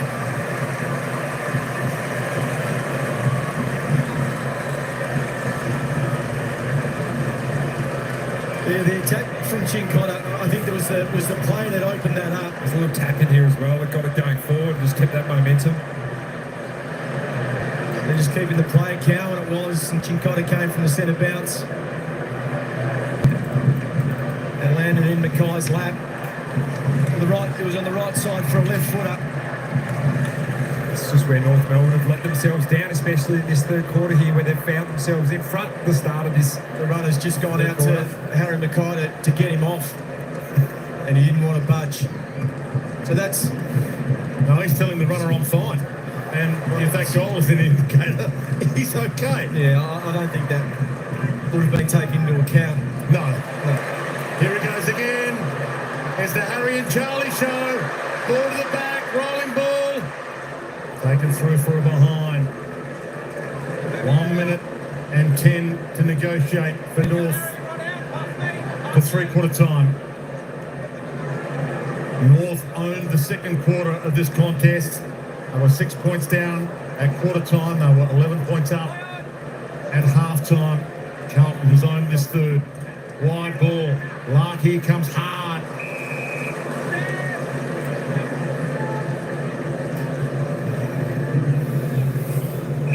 Doesn't have a lot of options that he likes. Again, about to kick it to where he'd like to be. Sherry got their front spot. Wiedering. Thou shalt not pass. Didn't believe it. Dwayne, Harry Mackay's coming off. Wiedering trying to kick it to him. That would have been funny if he just kicked it to him and he had to turn around and go back. Saad. Shutting up shot here, Carlton. Kick two really quick ones. Downfield free. So Charlie Curno's gone down off the ball. So Curno to take the free, and I'll get a roll of the dice. Cottrell, Walsh, bump by court, crowd wanted a free. Lucky got back in defence and did a Charlie Curno on him. Harry Mackay The saving grab. Harry Mackay is expected, gone straight down that race for that head injury assessment, so we won't see him until midway through the last. Siren sounds to three-quarter time. Half the competition barracking for North Melbourne today. Every team down to 13th on the ladder at least. Hoping the second spot on the ladder will be unlocked with the Carlton loss. And the Blues can lock it in with 5 home and away rounds to play for the big final term. Don't go anywhere. Great to have your company on Fox Footy.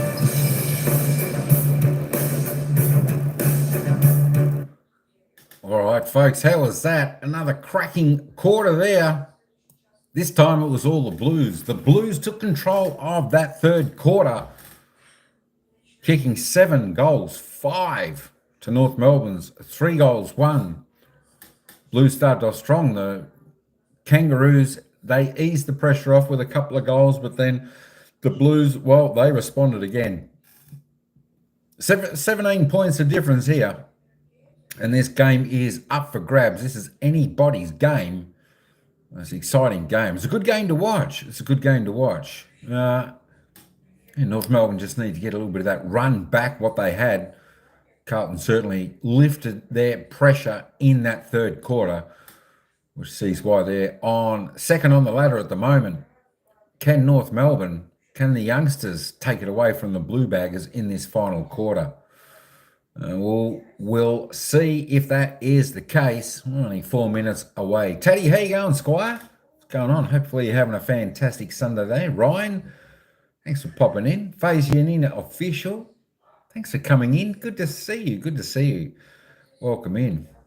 And, of course, to Avery. How you going, Avery? Got a new phone today. Fantastic. I wonder what phone you got. Surprisingly enough, I actually got a new phone myself after having my old phone for about 3 years or so. I thought it was due to upgrade. There we go. So I'll have a video on the new phone, unboxing, and I'll show it to you. That comes out not this Thursday, but the following Thursday. That Premiere will come out with that one. All right, let's just have a quick glance while we've got 3 minutes left until the start of the quarter. Let's just have a look and see who are the ball magnets here. And, of course, Paddy Cripps, 26 for the Blue Bag, is getting the job done. He's having a really strong game today. He's leading by example. Get his team back into the game in that third quarter. Harry Sneasel, he's having a good game too. 25 for the Kangas. Hewitt, 22. Walsh, 20. He lifted in that third quarter. And then we go down the list a little bit. Some of the others, Scott Simkin, going not too bad. Of course, Harry Mackay, he went off. He copped a bang in the head, flying back for a mark. So the doctors are going to take him off. They're going to assess him at 3/4 time break, and we'll see whether Harry Mackay comes back onto the ground or he's ruled out within the concussion rule. We'll see what that happens. They're pretty strict on that these days, folks. They're trying to look after the players' health. Charlie Curnow there, lifted in that third quarter. He's got 4 goals from 9 kicks. So that is some of your stats. We're only a couple of minutes away until we'll get back into this final quarter. We're going to see who wins this game. And then straight after the game, we're going to have a look at the ladder. Let's see what changes have been done. There you go. Charlie Curnow leads the way with 4 goals from his 6 kicks. He's going pretty good when he gets his mitts on it. He did have 1 kick, though, where he should have dropped a drop punt. He wasn't on that big of an angle, and he went the banana around the corner. It's square in the middle of the ball, and it just floated up. That's all right. He's got 4. He's doing his job. He lifted. He's looking dangerous. Manioe's 3. He's got for the Blue Baggers, just off his 5 kicks. Looking good also. Motlop snagged 1 in that third. Takes him up to 3 goals as well. What a few multiple goal scorers. It's great to see. Pretty accurate kicking here at Marvel Stadium. Paul Curtis, Charlie Coombe, Nick Lakey there, multiple goal scorers there for the Kangas. Fogarty with 2 for the Blue Baggers. And, of course, we've got singles to Tickle, Schnizzle, Scott, Mackay, Hollins, and Hanson Jr. They are your goal scorers. Just a quick glance at their fantasy points if you play them. Xeri is on top with 95. Schnizzle, 92. Paddy Cripps up to 91. There we go. There's your top scorers there. But we are just about ready to come back to the final quarter here. Carlton's taken on North Melbourne. Carlton's 17 points up. I said Carlton in that third quarter are pretty good. They kicked 7 goals, 5 to North Melbourne's 3 goals, 1. Can they do it?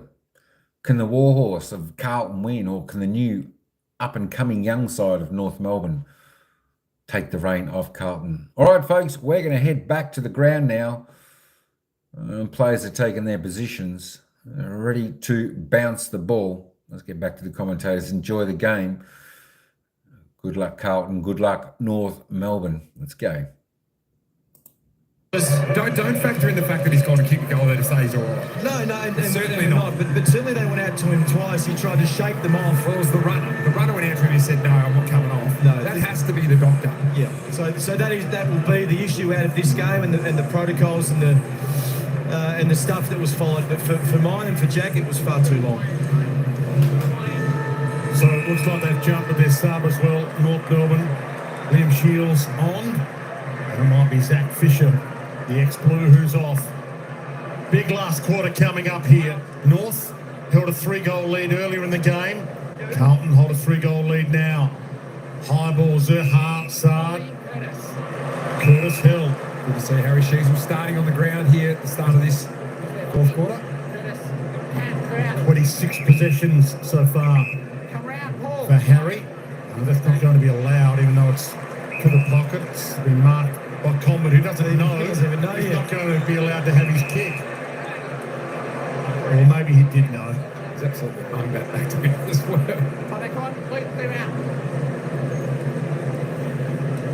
Curtis. Deja vu. This time it's Zerha. Just had this Same out pocket. You think Carlton would have cottoned on the fact that they've opened up that little bit of a lead lane there? Got him once with Coleman, obviously the ball called back, but then Coleman actually went back and created the confusion to then allow Zerha to come back into the space that he just left. They need this. The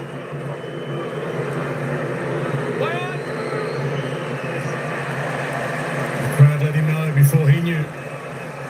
It was offline and didn't even give it a run. Yeah, he just put him to sleep.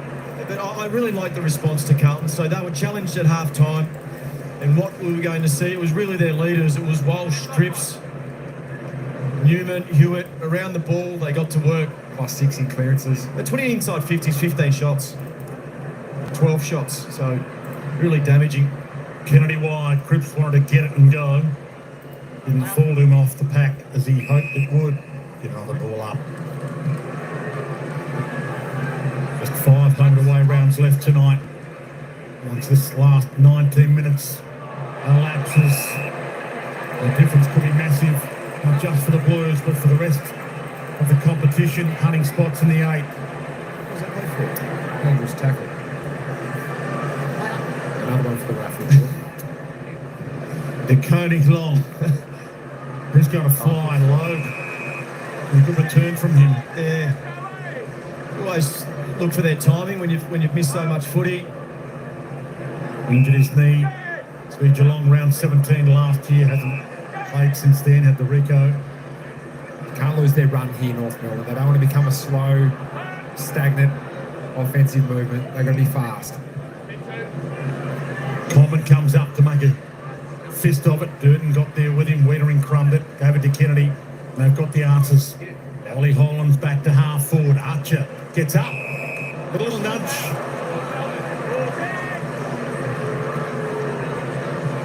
Been good as well today. Quite a last week. Only had a one-kick game last week, but he's got a big upside, Jackson Archer. Certainly does. He flies at everything in the back half there. He's the interceptor down back. Fairly cheap father-son as well. Pick 59. Ball back in. Simkin. Sheasel. Forward. Prop the rule change. Wait. What's that? Prop the rule change. Probably both some too cheaply. Oh, I should have known he'd be pretty good, shouldn't they? Chip kick back to Sheasel. Now, could he be the difference maker? This is the thing I think you need to manage if you're North Melbourne. What sort of risk you take to put on a score to try and bridge this gap. Comben got there. Cripps knew where it was going. Back to Chera. Inside. Elijah Hollands. It has been where Carlton have improved their game, especially in the third quarter, forcing them down the line, winning those one-on-ones. They're out here if you can turn. So Charlie turns and goes. Scott Walsh, who's corralled, chips it. The dive from Ollie Hollands, millimetres from the deck. Plays on. Walsh bangs it long, goal square. Motlop's there. Got the early attempt either. Not. Well, according to the umpire, it's not an unrealistic attempt, and I'm kind of on their side if they let those go. Yeah, that was an unrealistic attempt, but we all want the high mark in the game. Cheerio to Warwick Capper. If you're watching, ball back into play. Luke Davies-Uniacke collects. Fresh sub, Liam Shields down the spine. It could be a free kick to Larky. He got one to the head. And will he have to come off? Yeah, they brought out probably that he's 100 metres away from that contest. There was two umpires closer. A tricky ball to catch. Especially with a poke in the eye. Yeah. Archer runs. Tucker. Coleman under it. Fisted away. Saad. Shearer grabbed by the quick tackling Coleman. We'll get a ball up. Not out of this North. It's full risk for me for North Melbourne now. You just run freely. Sherry. Shrugged and was jumped on by Cowan. I say that, but and it's easy to say to do, but you just gotta take a risk going forward, and that might be somewhat some called cheating, but just get forward. Zaha collects it, flings it over his head. Sard, Cottrell, Curnow in a 1-on-2. Beat them both really by getting it to ground. Akers, Krebs, and here they go. Spear pass, Curnow. Runners come past him, heads to Akers. He's got Motlop out the back, he goes short. Owies. And Hollands is free, top of the goal square. So Hollands, Motlop, who's going to be the jumper? Motlop got there, at the back, Chincotta! Just missed. It's those handball receives. I think once again the difference between the first half and the second half is Carlton's ability to get those handball receives, keep that ball in motion, and really challenge the run of North Melbourne. Even 3-goal margin, not the required 15. Sherry and Wiedering got there from 3 deep, knocked it down, front of the pack. Ollie Hollands caught. Little nudge out. Crowd in full voice at the moment. Sam I've pushed confident in. Yep. Carlton fans went crook. Sherry, Simpkin, Walsh, flings it. Wardlaw, nice. Sheasel. Stevens on the outside. If it bounces, he's away. Collects it just in time. Inside kick smothered though. Saar content to see it out. That's the difference there. Just that missed handball out in front of Stevens slows the whole game down. They were out. Good smother here from Hewitt. Had a good game in his return to the team, George Hewitt. After that 34 possession game in the VFL last week, Ollie Hollands got it up to brother Elijah. Carlton sub David Cunningham just went for a little run, so awaiting news from Harry Mackay, but he's going to be ready if it's a no-go. All right, thanks for that, Ruby. In the meantime, Simpkin Long, Zerhart, Larky, both there lurking. Larky, Paul Curtis got there ahead of time. Zerhart, and the super sub, Liam Shields, fresh man on, keeps them alive.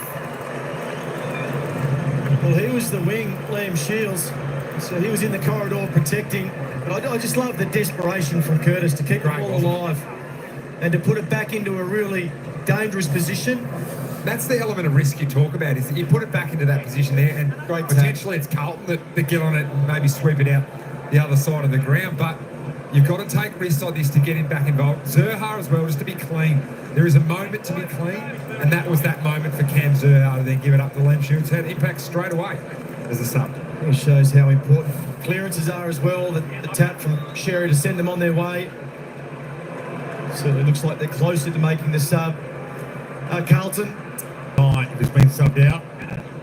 Don't know that for sure, but obviously he was being subbed out. And either doing it for safety or because he's got an issue. Walsh got it from Cripps, got under that a little. Archer's attacking it, McDonald's attacking it, bang! Got there at the same time as Cottrell. Wardlaw. Belief still high. Yeah, they've got thought if they can keep going, McKercher, try and get those handball receives. You just see now it turns into a bit of a slow play for North Melbourne. Sheasel didn't want to waste it. He goes long. Tickle nudged under it and Wiedering too good. Yeah, the idea was, or the ideal handball was to McKercher running past. Newman. Fogarty. Is that a call that's got to come from the box, Jordan, or do you reckon that's an on-field call from the senior leaders? No, I mean he was there for the handball receive, so I just think that maybe Sheasel didn't see him. But so I think when you're in this position, the handball receives become really important. So Mackay is still looking as if he might be good enough to come back on. He might have passed the test. Contest. Blake Hakers is actually sitting in the back row, so it looks like that sub has been made rather than Mackay.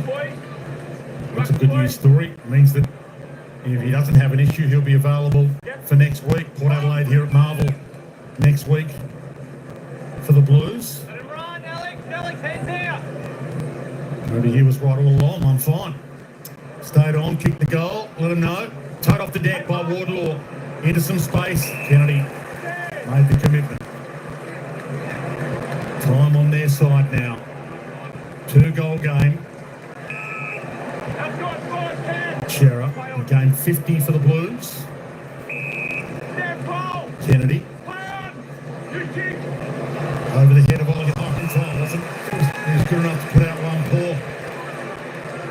Turns inside. Misses his target. Zerha got back in the hole. So no one to kick it to. He holds it. He wants the 1-2 with Tickle. Now he's got Paul Curtis if he's good enough. Curtis stalking it. Kennedy got there first. Got the handball up. Chera. Over the head of Walsh. Archer one way. Wardlaw the other. Stevens. Archer. Yeah, Walsh is really sore after that contest with George Wardlaw. He's coming straight off the ground too, Sam Walsh. Newman. Maybe a corky.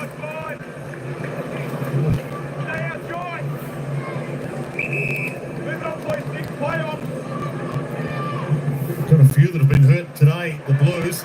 Kerno got up there. Couldn't bring it down. Ollie Hollins, no. Walking wounded on the Carlton bench. Adam Saab looks to be in the hands of the doctor as well. Sam Walsh looking in a fair bit of pain too. Down the spine, time is of the essence now. Scott's got it. 13 points to margin, so more than just the 2-kick game. Out wide, Lucky.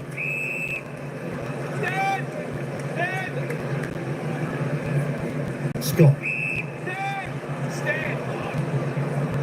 Just hoping that Carlton fall asleep defensively. They continue to move the ball on. They don't look like they have much open run, North Melbourne, so it will have to be through chipping it around. Cowan. And did he try? Has he tried there? Umpire Ray Chamberlain says he did enough. Can't get caught chipping it backwards too much. That's the thing that will put North Melbourne in a really poor position. If you're going to chip it, you still got to chip it forward.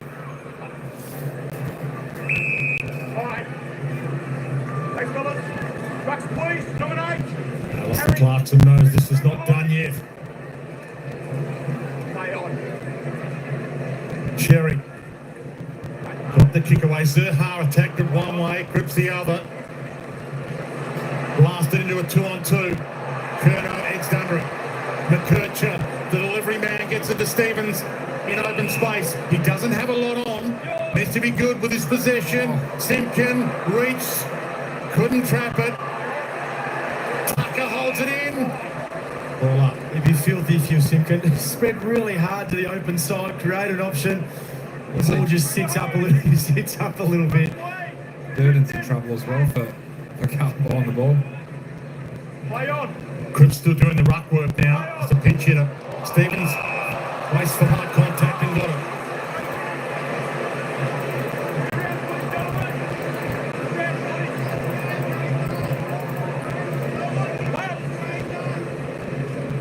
Heads onto his left, goes long.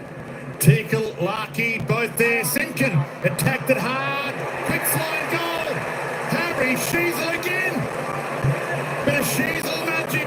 Keeps them alive with possession 31. Harry Sheezel's standing inside forward 50 on his own here. No Carlton player has gone to the player for North Melbourne today. You can just see him in the middle of the screen there, standing all on his own. You let a good player turn up to a stoppage like this.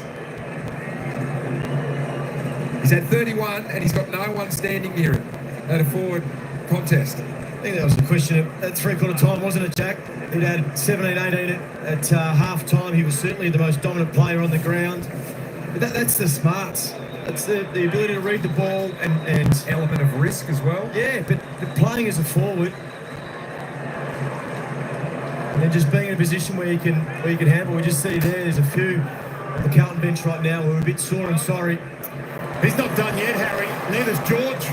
Heads long. Curtis got hands on it. Ball to the back. Combin. Sheezel. They came at him. He didn't take possession.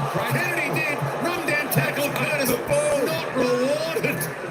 No noise of affirmation from the North fans. Chera out wide. Wait till they see the replay, Dwayne. Wow. A little hush. Packed Marvel Stadium. This one's not in the book yet. And a great mark to Teagle on the wing. It's forcing Carlton to kick it long down the line, more now North Melbourne, so their defence is setting up well.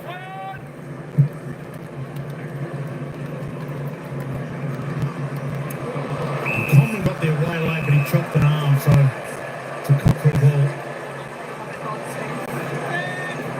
The kick just didn't go as far as what Common thought.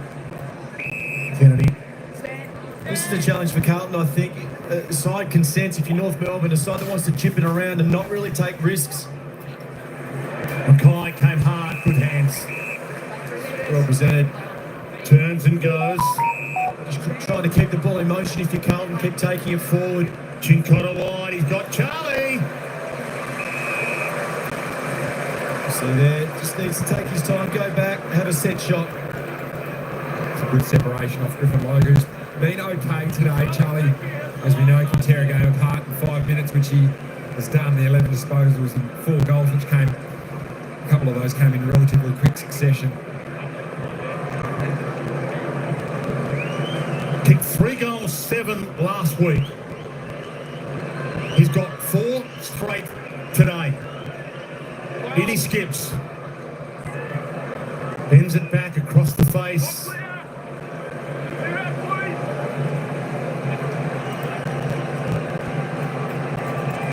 Eight-point game. We've had some experience too, North Melbourne in close games. With the Collingwood Melbourne game, Bulldogs only went down by 17 points, so they would have learnt some stuff in those particular matches. And Kurt just sent it in the Zerha direction. Good Davies Uniac umpire said no, that was a throw. Yeah, good call by the umpire. Oh, yes, amazing. I went 50. Initially it was a good call, but I think there just needs to be game feel. Take it all the way. So get into the game. Thank you. Seriously, like, just a little bit of common sense, have an understanding of the game. He clearly didn't hear the whistle.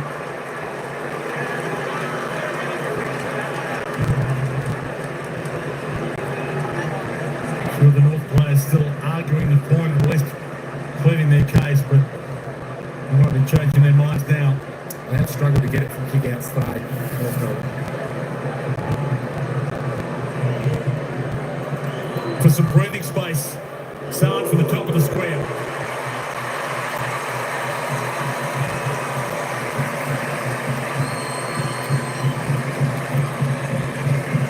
That's a big price to pay for North Melbourne, who found themselves only 8 points down. The free kick definitely there. So grab the arm.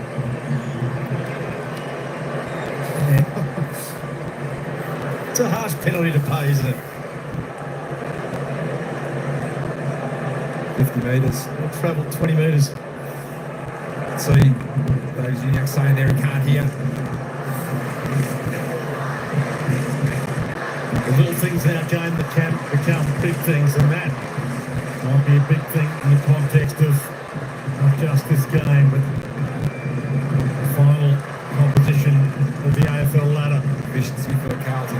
Not too high. Carlton ball. The crowd war again. Tony. North just can't lose their head here. Straight down the spine. Curnow stalking it. He's up. Mackay hold. And he can just about put this one to bed.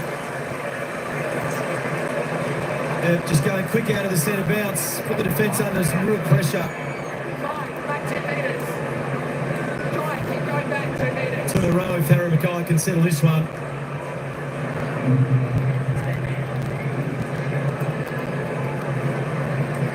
Good arm grab by Aiden Core.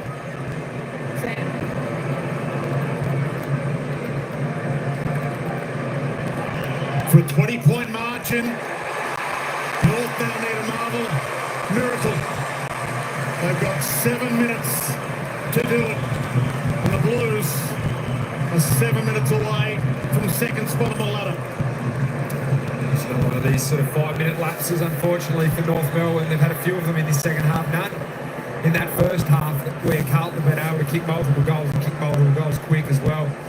Aiden Core just wrapping that left arm up of Harry Mackay, who, to be honest, we didn't think we'd see him in this last quarter after what looked like a head knock in that third quarter. He's gone back and slotted that one nicely.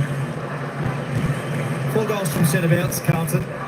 That's a big number to give up. It's been a good return in that area. They've been challenged with their contests and certainly scoring from contests.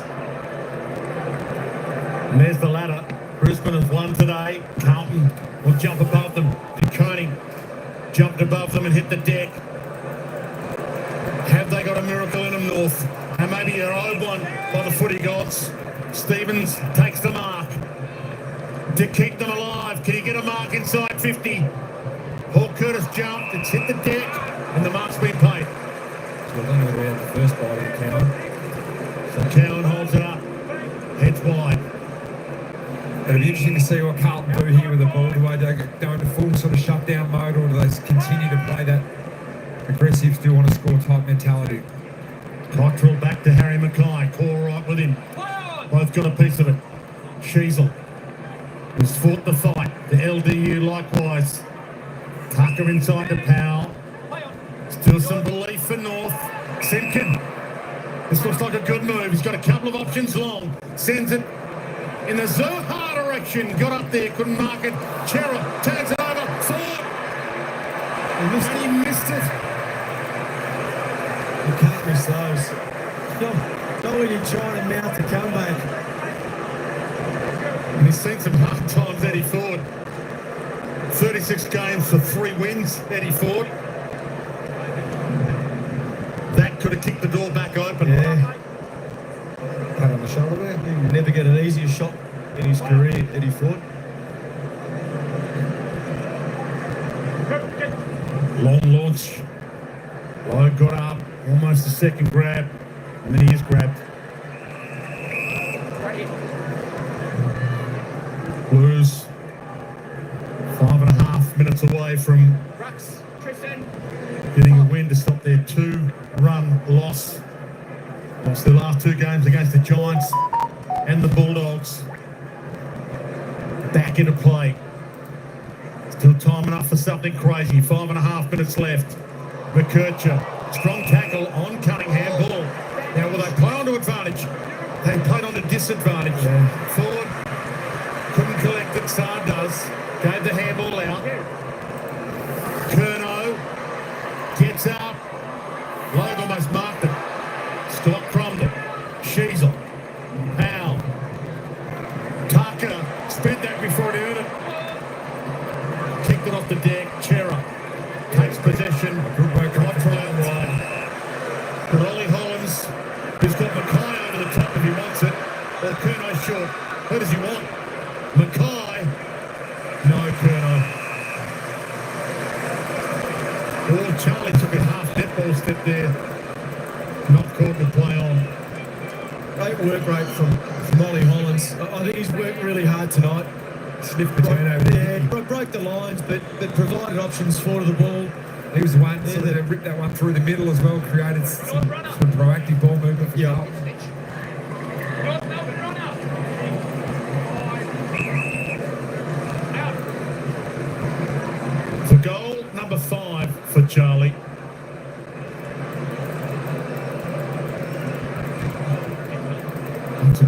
face as well. Same kick as before, from behind. Tom de Koning is in the wars tonight, boys. He's just gone down the race again, clutching at his chest.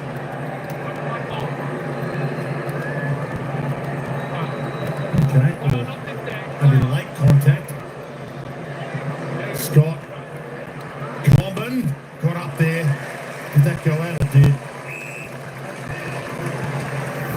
I thought that kick might have been launched down the middle of the ground. It's the Deconing one just a little bit closer and maybe just caught the little bump in the wrong spot. A bit head contact, and Cherry at least wearing a helmet to make it a little softer. Walsh caught Cherry. So will they attack it here? Take it on. I think they need to. Into the middle of the ground, take a risk. Zerha stayed down, and you Lucky would get it. Lucky turns. He's got Curtis. He's got Common. Common backs into the pack. Newman dropped it. Fed it out. Zerha picked his pocket. And kicked it across the face. Tough angle. Impossible angle. He needed to dribble it, but there was a Carlton defender on the line. I think it was Chera. So he had to go by air. It's just momentum was going too far. I like the kick by Sherry though. Into the middle of the ground. Thank you, mate. There'll be no risks taken here. Cottrell pumps it out wide. Mackay can't get there, and Core does. Charlie Kerno's gone behind the ball here as well. Having a crack at it, North. High, sky ball. Curtis, unrealistic attempt. No. Yes, Charlie Kerno's ball. I've shown this season already is that when they want to shut a game down, you put your best aerial player behind the ball. Charlie Kerno certainly is that. It's out wide. Cherry can't gather it. Cunningham, the sub. Inside, Cottrell. Walsh. Sheasel hunts him down. Got it to the wing. Through the hands of Fogarty. Chincotta had a piece of it. Cole went and got it. But the seconds keep ticking down. McKercher brushed off and got it to Zerha.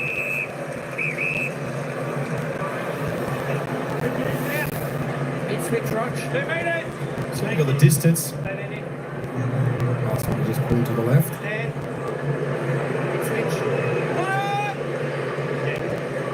Gives it some air. Hangs it up there. Son. Pumps it away. They've got the numbers behind it though. Wardlaw. Takes them on. Heads toward goal. Goal square. Up flies Gibbon. Hits the deck. Wiedering dragged down. Curtis scoops it. Shields. They'll kick a second. They've had some opportunities. 14 inside 50s, so the ball has been down there a fair bit. Maybe about 8. Yeah, lacked a little bit of polish, a few mistakes, and some cool heads going back in on those, especially on those repeat inside 50s. Last 9 contested possessions as well in this last quarter, North Melbourne. That's on the full, is it? No, Kerno got a hand on it, but that's the kind of last 10 minutes we've had. It's been death by 1,000 cuts for North. Hasn't been convincing from Carlton here in this last quarter. They've got in front, but this last sort of 5 minutes they've given North opportunity. Wardlaw. And the lift door's closed on him quickly. And Carlton fans rise. They know how long left now. That's an important win. I think sometimes when you're out of form a little bit, And under adversity as well with the amount of injuries that we've seen come to the bench today. two really close defeats of Dogs and the Giants.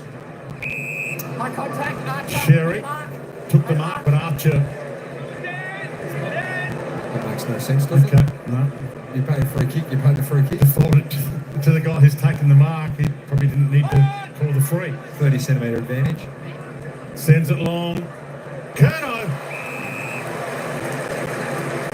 That's love when he goes behind the ball and he's free, can run and jump at it. He's smashed by Common on that occasion. Come on from Curtis before as well. That was all their third quarter, Carlton. Great response after half-time. There was a noticeable difference in their intensity and contest around the ball. Durden dumps it back down the line. almost pulled that in. Didn't get paid the mark. Rolls it to Stevens. Turns inside. Archer caught. Seconds tick down. Back to Stevens. Dumps it back in Charlie Curno's direction. Durden flies. Saab toe poke to his advantage. Silence out. It doesn't matter how. It just matters how many. And Carlton get their 12th win of the season to jump back to second spot on the ladder.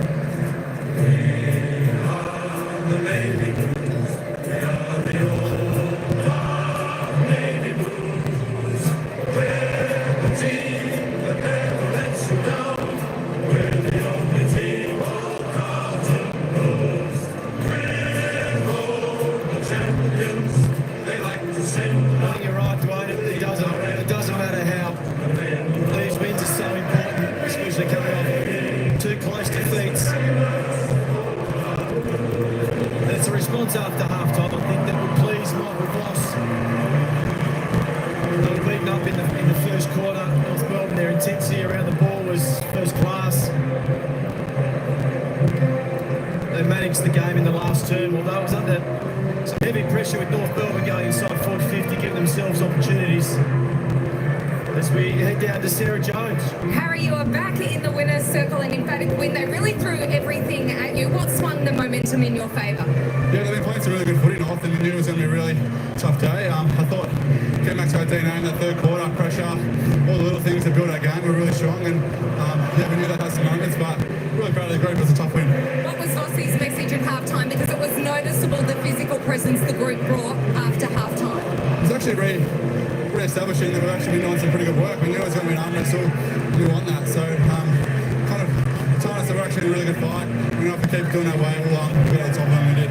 Charlie had the kicking boots on this week. Was it nice to see him get that accuracy back in front of the stick? Yeah, absolutely. I don't know. I think he's been kicking pretty well here, to be honest. But yeah, he kicks more balls than another training. So when he kicks really well on the day, it's no surprise. He works really hard and pulled away, brought the ball to ground, competed, and really great game for him. How are you feeling? You copped a bit of a nasty knock there. How are you doing? Yeah, I'm good. It's nice to get 10-minute breaks there and then come back on. I was fine. It was I think it was more precautionary, but yeah, I'm feeling really good, so all good.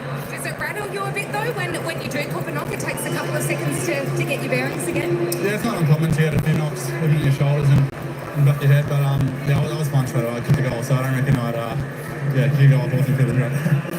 How closely are you keeping an eye on the ladder at the moment? You won't know this, but Brisbane stole second spot for a while there. You've jumped back into second. It's going to be a tight run home. Are you keeping one eye on the rest of the competition? Well, a little bit. We're only humans, so we know what's going on, but Bossie's really big on keeping eyes in and focusing on what we can control, which is trying to get better every day and playing our way. So that's not to take care of itself as long as we keep winning, so that's all we can do. You had to pinch hit a bit in the ruck today with Tom playing the solo recognised ruckman. How do you find that helps your game? Does it help your game? Well, I don't want to be in there forever, Sarah, but it's it's good fun. I've enjoyed doing it this year. It's yeah, whatever role the team needs, I'm more than happy to do. So it's nice to get her on the ball and have her run around. Big game on Friday night up against the Power. How primed are you for these big occasions in the run home to September? Yeah, it's going to be awesome. Back here under the lid, we're playing some really good footy. So yeah, we love those big games. I think as a group we've got a lot of them lately. So yeah, we can't wait. Best of luck for that one and get in there with the boys. Enjoy the song. Thanks, Sarah. I'll see you later. So it's a win to the Blues, but they certainly didn't have everything their own way. North Melbourne put a little bit of a scare into them. They had to work hard, but importantly, they get the 4 points at the end of the day. That's what matters, and that moves them back up into second spot. Things getting very, very tight. If you can believe it, that's 19 rounds done, dusted. Only a few weeks left. Hey, the footy's done for the weekend. All right, folks, as the Chief said, the footy's done for the weekend. That wraps it up. Carlton, they got the job done. I tell you what, it looked like North was coming back there halfway through that final quarter. Unfortunately, Carlton got the job done. They just lasted. Their old heads certainly got them through the game, got them to victory. We'll see where that puts them on the ladder in just a moment. Of course, Addy G is in the house. Addy G, what's going on? Hey, Laura, thanks for coming in. Appreciate that. Told ya. Yeah, the Kangas nearly got there. I tell you, Paul, should be good stuff in Chiang Rai. Should be good stuff. Be good stuff, hopefully. I think next couple of years, North will be in the finals. I tell you what, I reckon you could be right there. You know what? They are a little bit like Hawthorn, I reckon. Hawthorn are a little bit more advanced. Hawthorn are a danger team this year, and teams are definitely going to worry about them this year. North Melbourne, they've started to put some good football together the past half a dozen weeks. And even today, they played like a good team. There was probably a few moments in that game where Archer, I think it was, he gave a few bad kicks and kicked straight to the opposition, dropped marks when he should have. If he had held them and kicked properly, could have been a different story. That being said, the North Melbourne had their chances in that final quarter when it got down there. Carlton kicked 2 goals 4 in that final quarter. North Melbourne kicked 2 goals 2. That being said, North had some of those shots. They didn't reach the scores. But if they had to kick properly, it would have been a great tight game. Imagine losing half the game to the team second last. Yeah, that's true, Laura. Especially when you're second on the ladder, and you're a flag contender. But, I think in this day and age, especially this year, I think anyone can beat anyone. Well, apart from Richmond. Richmond and West Coast are probably the two teams, that are pretty happy to be down the bottom. I might get the draft picks, etc. All that type of stuff.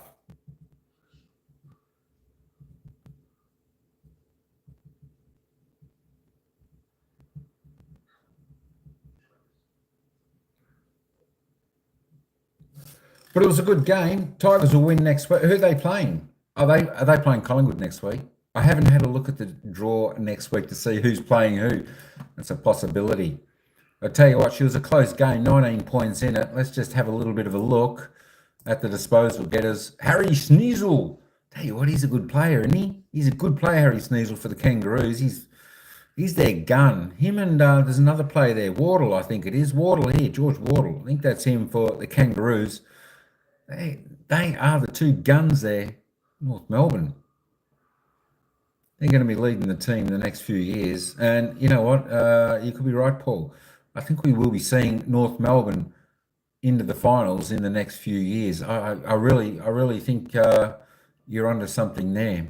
Their game certainly lifted outside of the first few rounds of the season anyway. Harry Sneasel, 34. He's had 14 kicks, 20 handballs, 7 marks, 4 tackles, couple of clearances. Paddy Cripps was, tell you what, he was good today. He was good today without scoring. He still did well with 29 touches, 10 kicks, 19 handballs, 3 marks, 7 tackles, 1 hit out, 9 clearances. I tell you what, this man can do it all. Sam Walsh, not too bad there for the Blue Baggers on 25. Bailey Scott, 25. Jai Simpkin was about next best. And for the Kangaroos, let's just go down a little bit. There's George Wardle there, 19. Yeah, 13 kicks, 6 handballs. Who else have we got down there? Adam Sard, 18. He had a good game, Adam Sard. Yeah, one of his better games that I've seen him. Is pretty direct. He would have had pretty good efficiency throughout the game. Let's keep going down. Jackson Archer, nice player. But, he's just got to make the ball stick and a little bit wiser decisions. I think a few of those marks he was going for, I think he was just, I believe it is. I believe it. I would say yes, Paul, because I tell you what, he looks very much like Glenn Archer. He looks very much like him. So I would say he is. But I think he was just overrunning the ball. The ball was just getting behind him a little bit and couldn't hold on to those marks. So he's got a little bit to do there. Tom de Koning there, well, he came back onto the ground.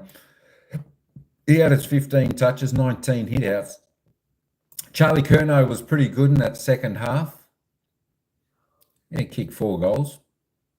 Jacob Wiedering, always good for the Blue Baggers down back. Nick Larkey did well in that final quarter as well with 13. Who else have we got there? Motlop still only had the 6 touches, but he did well with the 3 goals. Let's have a little bit of a look at the goal scorers as we just roll this back up again. Of course, the big man, Charlie Curnow, leading goal scorer on the ground today for the Blues with 4 goals. Matthew Owies, Jesse Motlop, both with 3 for the Blues. Curtis Coombe Schnizzle, 3 and 2 there for the Kangas. Harry Mackay with a couple. He went off with a bit of a whack to the head, but he came back on. He was all right. I think he copped it more in the jaw, so that shook him a little bit. Doctors passed him. He got to play a little bit more. Lakey with 2. Fogarty with 2 for the Blues. Teakle, Shields, Scott, Sard, Hollins, Hanson Jr., all the singles. Let's have a look at the fantasy points. Harry Schnizzle there with his 34 touches. He ended up with 132. AFL fantasy points for the game. Ziri was 124. Bailey Scott 104. Charlie Curnow 101. There we go. Paddy Cripps 99. So not all. Let's have a little bit of a look now, folks, at the ladder. Let me just reload the ladder. This is a live ladder. This is the live ladder. Of course, after round 19, we've got 5 rounds left to go. Sydney Swans, although defeated today by the Brisbane Lions, the Brisbane Lions won today. They went up to 3rd. Carlton winning this game tonight. They're in the 2nd. Looks like Carlton and Sydney, you would think, have secured their spots in the top 8 this season. The rest of the run out is going to be a challenge for all. Carlton's got reasonable percent there, 114. Carlton have won 12 games for the season now, lost 6. They're going okay. 48 points. Brisbane, Fremantle, after Fremantle winning today also. They got a nice healthy percentage after demolishing Melbourne, up to 46. There's your top 4, folks. Sydney, Carlton, Brisbane, Fremantle. I tell you what, we haven't seen this for some time, but we got a lot of interstate sides in the top 8 at the moment. We've got Sydney, Brisbane, Fremantle, GWS, Port Adelaide. Holy moly. Fremantle into 4th, going well. GWS Giants climb the ladder. They're now into 5th on percentage, with the Geelong Cats and Port Adelaide all on 44. Essendon round out the top 8 on 42, a half a game clear now of the danger teams, Western Bulldogs and Hawthorn. They could be the smoking guns, Hawthorn and the Western Bulldogs, make no mistake about that. Of course, the Gold Coast Suns dropped down to 12th. The Pies dropped down to 13th, only a game and a half outside of the 8th, but look unlikely, although they always say it's mathematically possible to get in the top 8. I think it's highly unlikely. Crows, after a good win, they climb the ladder, but it looks like their season's done and dusted with St Kilda, West Coast. North Melbourne's got a bright future, I think. St Kilda have had their chance. They've got the players. They just can't execute it. North Melbourne, look out for their next season, folks. But there is your ladder. Now, I think my predictions. You want my predictions, you say? Predictions? Well, here are my predictions for the grand final, and I think I saw the grand final teams play today. I think the grand final will be played between Sydney and Brisbane. They look like grand final material teams there today. Felt like a final atmosphere game. I know Eddie G will go, boo, no Freo. Or the Blue Baggers might go, no, the Blue Baggers. But I tell you what, the way we saw both teams there today play, Sydney and Brisbane up there in Brisbane, and Brisbane just taking the win. They are the most likely teams, I feel. Let's see if my predictions are right, folks, in about 8 weeks' time.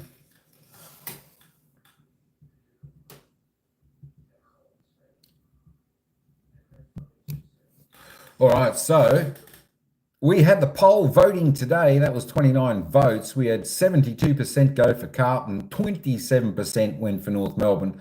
That was a pretty good percent there for North Melbourne, but unfortunately they just could not get the job done. Sydney and GWS for a roughie. There we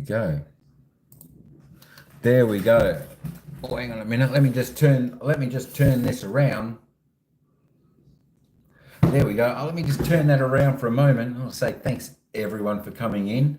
Next week's game, let's have a look at next week's game while we're sitting here. And while you can put the face behind the voice. There we go. We've got Carlton Friday night taking on Port Adelaide at Marvel Stadium. I tell you what, that's going to be another ring-a-ding-ding game. Carlton second on the ladder. Port Adelaide, I'm just looking, are 7th. Port Adelaide need that win to stay in the top 8. And of course, Carlton need that win to secure their top 4 spot. Next we've got, should be a good game, Bloodstone Arena in Hobart, North Melbourne take on Geelong. That's going to be a must-win game for the Cats if they want a chance too at the top 8, because the Cats are sitting 6th, a game off 2nd. That's on Saturday afternoon.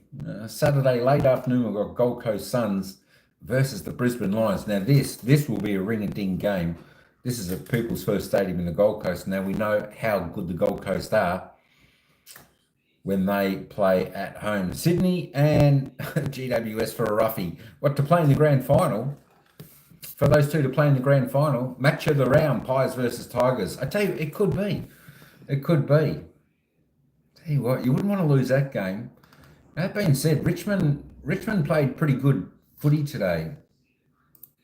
Richmond played pretty good up until maybe halfway through the third quarter. Port Adelaide beat Richmond 116, and they defeated Richmond 75 today. So yeah, you know what? I think the Pies will get the job done next week. And then of course that same time we've got St Kilda taking on Essendon next Saturday afternoon, Marvel Stadium. Who wins that game? I don't know. I think a lot of people will be cheering for St Kilda in that game, because Essendon, we'll all be cheering for St Kilda that game, because Essendon is sitting 8th on the ladder. We need them to drop out. And we need the Pies to get in there, Paul. Hang on, what's the Pies? 36. We can't get in next week, but we'll be maybe a half a game outside of the 8 if we win that one. The other interesting game is at the MCG next Saturday, and that's Melbourne and the Giants. Well, the Giants, if they want any chance of being taken seriously this year, they need to win and have a strong win against Melbourne at the MCG. They need to travel and win. But Melbourne, back at home, they might actually do that. Another good game here. We've got the derby over in Perth. Fremantle Dockers versus West Coast Eagles. Addy G's probably booked his tickets already to go there. I think that's a game that West Coast can win easy over Freo. That's for you, Addy G. No, I think that'll be a good game, but I think Fremantle will be too strong. I know we're hoping for the Eagles. We want Harley Reid to have a big game. Take apart the Dockers, but the Dockers were good today. They just abolished Melbourne easily, absolutely easy. I think Freo took the foot off the pedal a little bit in that last quarter. Melbourne sort of got a few goals back, but I think Freo will win that easily, and Freo will want to win that to cement their position also. You know, if Freo and Brisbane win, if Freo win by a big enough margin, it's always possible that they can go into third position on percentage. They're only 2.8% behind Brisbane on percentage. And then, of course, there we go. As Paul said, we have got match of the round. Mega love shout out to the manager.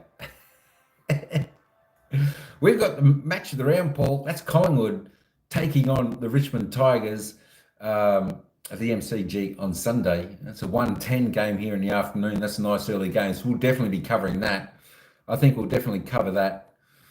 And then the game after that, Sydney Swans taking on the Western Bulldogs at the SCG. That's going to be a ring-a-ding-ding. That's going to be a cracker game.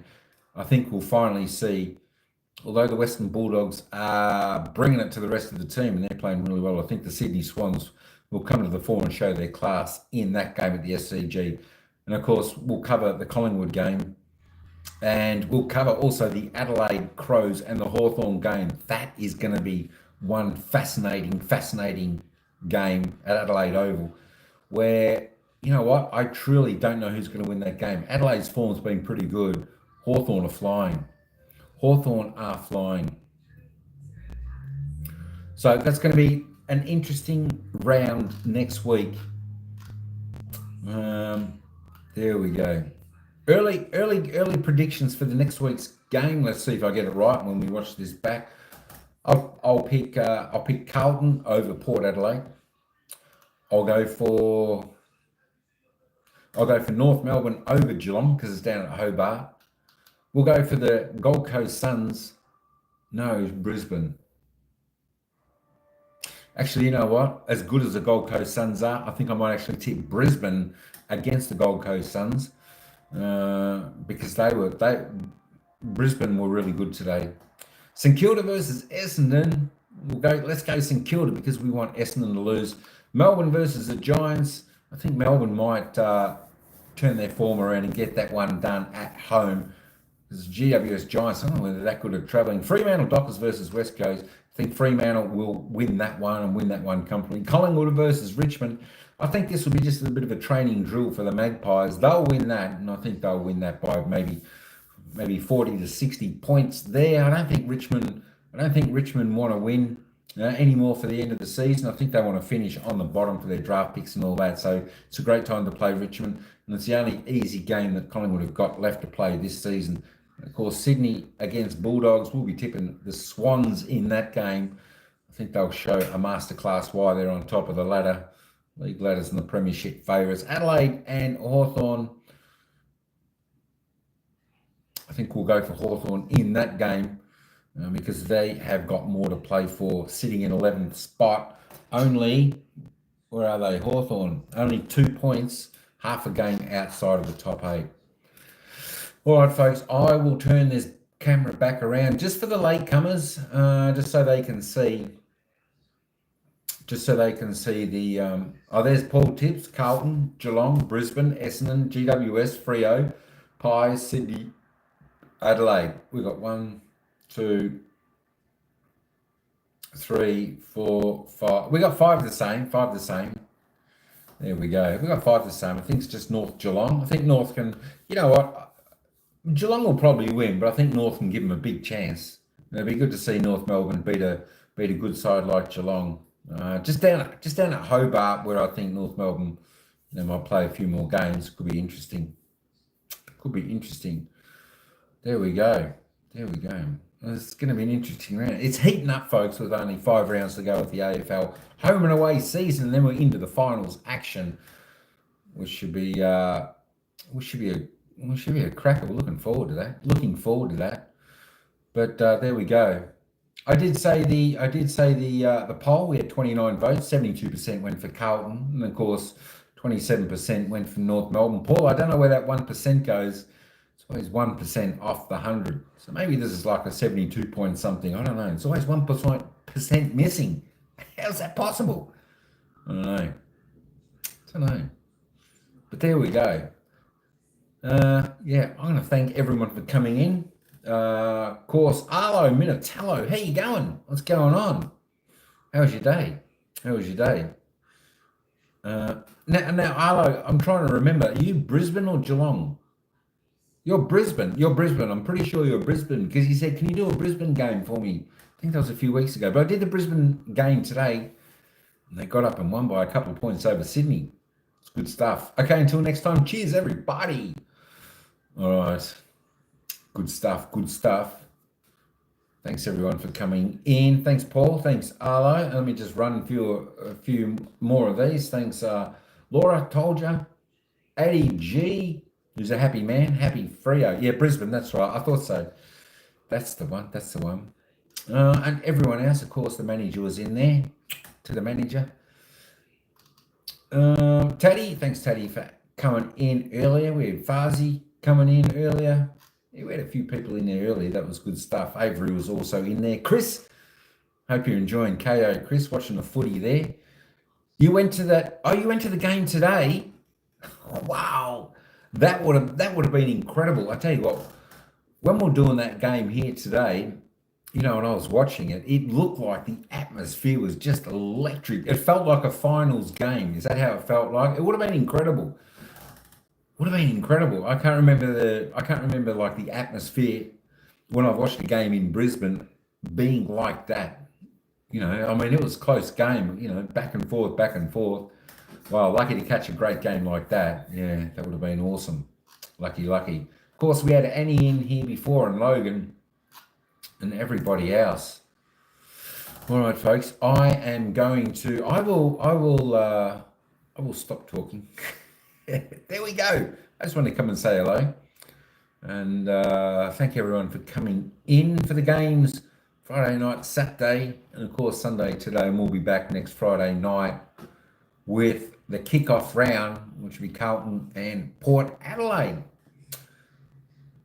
That'll be about 7:30 Melbourne time in the evening, where we'll be back for that game. All right, Santa all. All right, are you in the first row? Wow. First row, Santa all. Good stuff. I tell you what, that'd be awesome. Because I mean, it's not a big. I mean, the stadium's not big like the grandstands and all like that. That'd be amazing. Arlo, that would be just fantastic. Being right down on the ground. The last game I went to, I think I went last year. I actually did a vlog. So if you have a look in my videos on my channel, if you scroll down enough, you'll see the MCG. And I think I got the greatest game in the world, football. And I did a vlog when I went to the footy.